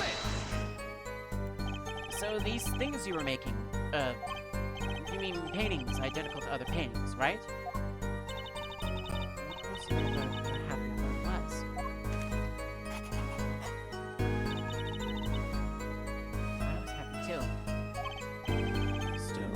Quite young now. When did you begin this work? My first painting sold was 12. Your Honor, she had no idea what she was. She had no idea what she was doing was illegal. Objection! Objection! Easy there, little attorney. You're not here to defend her for the crime of forgery.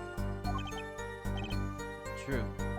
Please tell us more about this envelope. This envelope may very well have killed your father.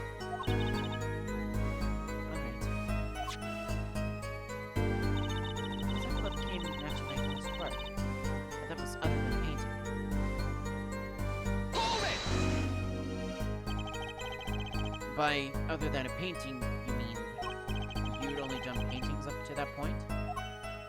Yes. But Paula had a realization.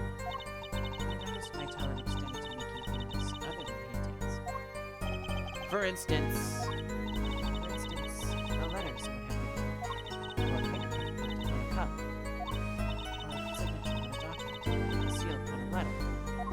This makes her sound very innocent at all.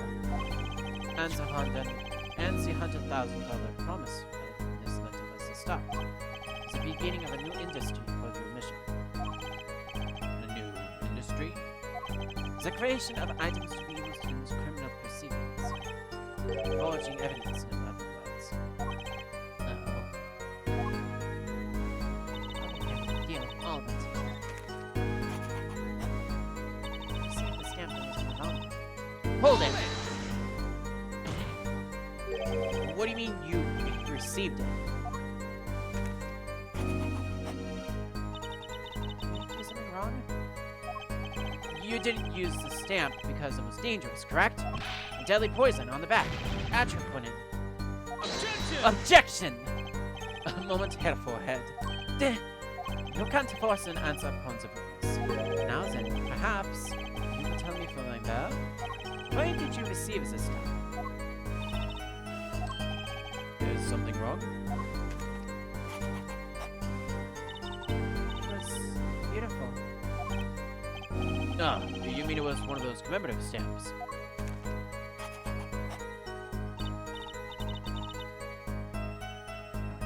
Picture that. Okay. Yes, I think it was. So, you didn't know about the poison?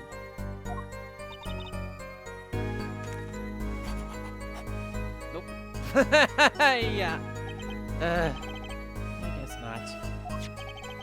So the trap failed by chance, by mistake, thanks to this commemorative stamp.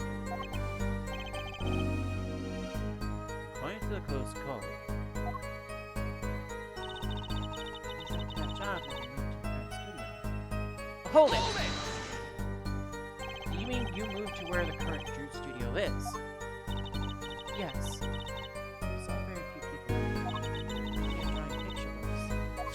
This single job has heightened them to as a criminal number. Mr. Mission wished to reduce their visibility above knowledge. When we had to meet someone for some reason, Father proposed us a pair of work. So that was the real essence of the artist Drew mission. You did the work and he supplied the face. So, you really didn't know anything, did you? You had no idea how much danger you were in.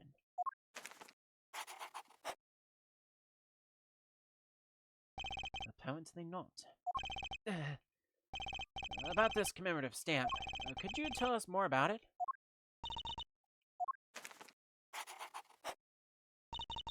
It was very pretty, and more than that. Yes? It was a picture of people I liked at the time. This is something new.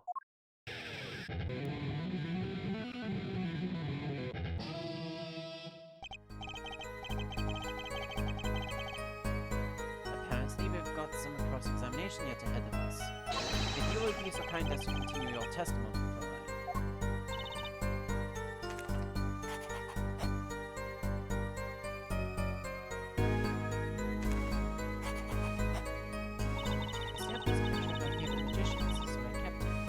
Wait, magicians? Oh, hold the phone. Objection! Those magicians you liked, was it this bunch?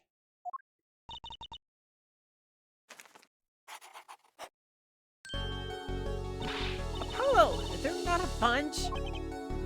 I see. Still, I have to wonder, why include a commemorative stamp like that in the business? Good question. Well, these stamps are always better, and you can't beat Chipmari. But the whole murder plan was a failure because of it. Ironic, don't you think, Prosecutor Gavin? Clavier? Are you alright, bud? Bud? Prosecutor Gavin? Murray. What's with Gavin? Yeah, my thoughts exactly. I think...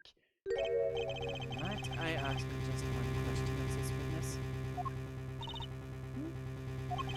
In your testimony just now, you stated this was your first work that was other than a painting.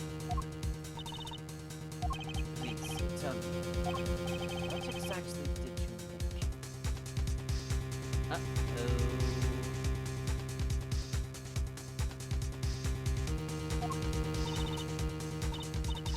Can I ask my... No! Answer the question.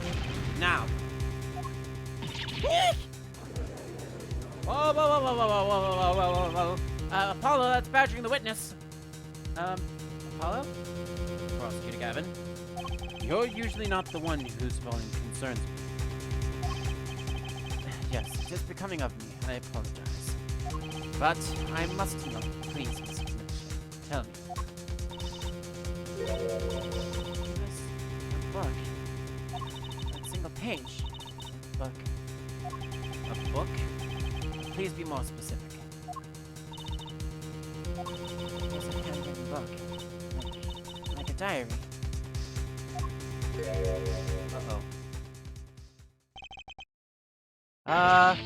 No! I don't. No!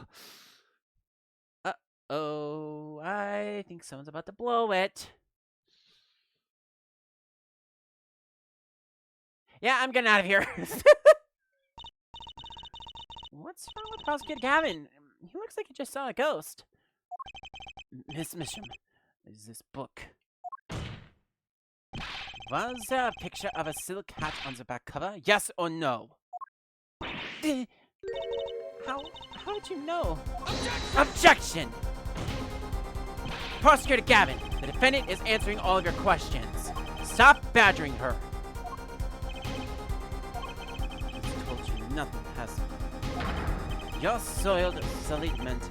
Nothing. Sullied? Who? Phoenix Wright. Who else? Daddy! He never told you about the trial 7 years ago.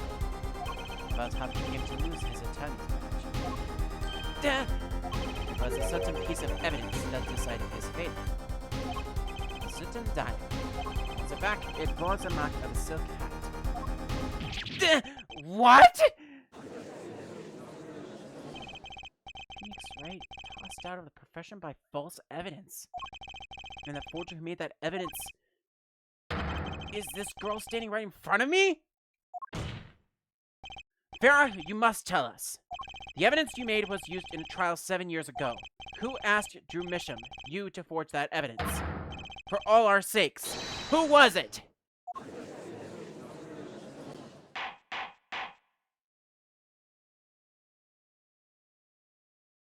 Okay, I thought that clavier was going to blow up, but I guess not. So I'm popping back up here. Hi. We only met once. You met the client? Well, who was it? It was... What's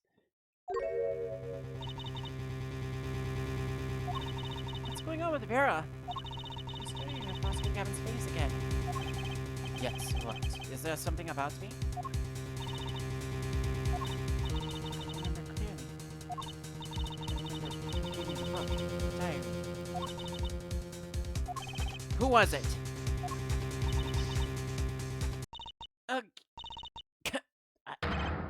Vera!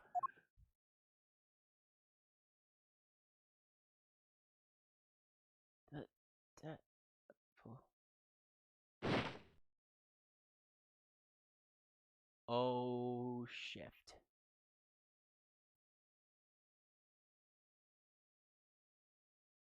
Defendant Vera Misham, condition unconscious. Examiner's diagnosis, acute atroquinin poisoning.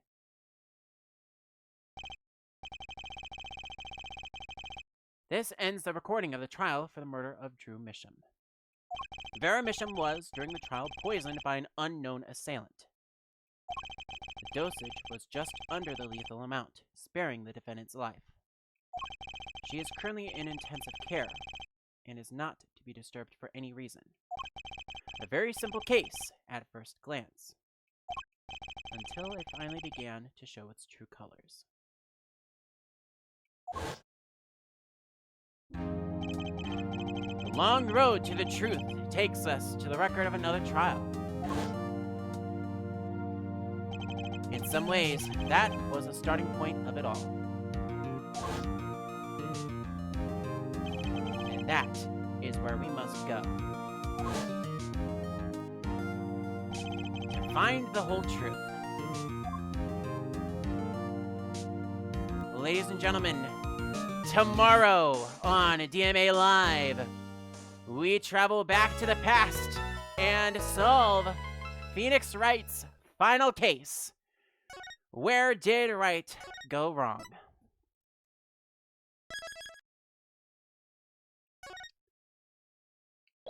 Until then, ladies and gentlemen, that, unfortunately, is the end of stream. Thank you very much for hanging out with me tonight here at twitch.tv/DamageArnold. On behalf of myself and everyone at the Metro Realm, I want to give, again, huge shoutouts to JV_42, Panduish, and Emma_Moisey for hanging out and giving us some love and support during the last events of the stream. Everyone else, if you are sending an alert now, if you're sending a follow, we do appreciate that. Unfortunately, it will not be shown until next time. But a couple of final announcements before I end the stream. Again, tomorrow is a finale of Apollo Justice Ace Attorney. We are literally going back in time and solving the case of where Wright went wrong. After that, that's it. We're taking a break from Apollo Justice Trilogy, and we won't be picking this up again until next month. So it'll be Minecraft on the 24th and 25th, maybe a bonus stream on the 25th, depending on how I'm feeling. On the 27th, we are going to be doing a special secret stream, and then on Thursday, we'll have a 4-hour Leap Day special with the launch of the Community Discord Guild. Other than that, that is going to be it for stream. And that is going to be it for the recording tonight. So, thank you very much for watching, and I will see you all in the next one. Bye! And with that out of the way... Oh, I need to update that, actually, because... Whoops.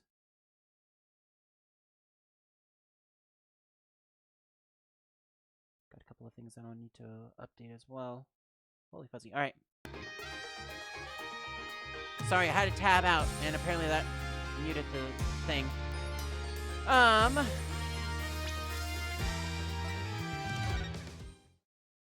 Let us find somebody to raid, shall we?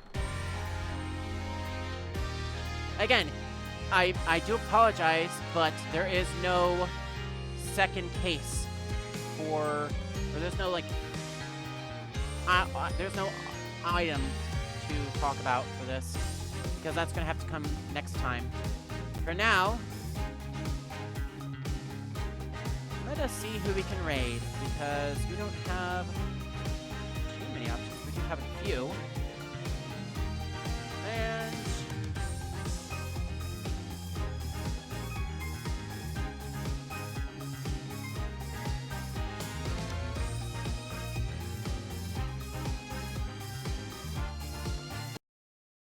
yeah, let's go.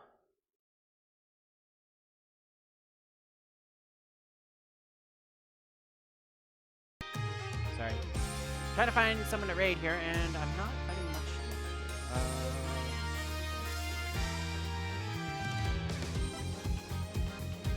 Whoops. Actually, I can put that down now because recording is over, so I can put that away. And meanwhile...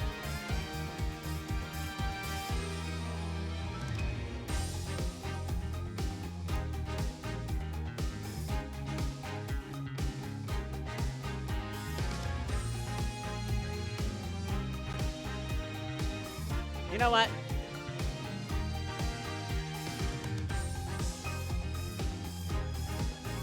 I'm gonna send you over to not exactly a friend, but definitely an associate, and an awesome creator by the name of Hypercole64 on Twitch.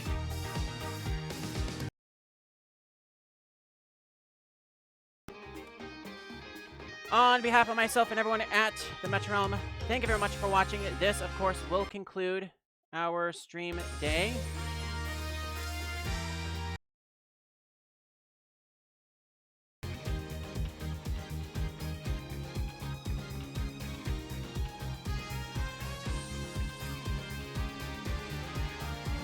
think.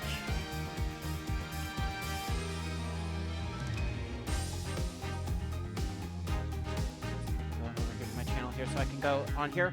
For those of you that are rating, make sure to use hashtag DMA Live, as that is my customary raid message. Thank you, Ben, for sharing that.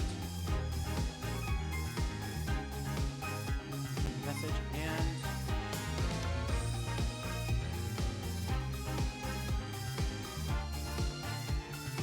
all right. Here goes.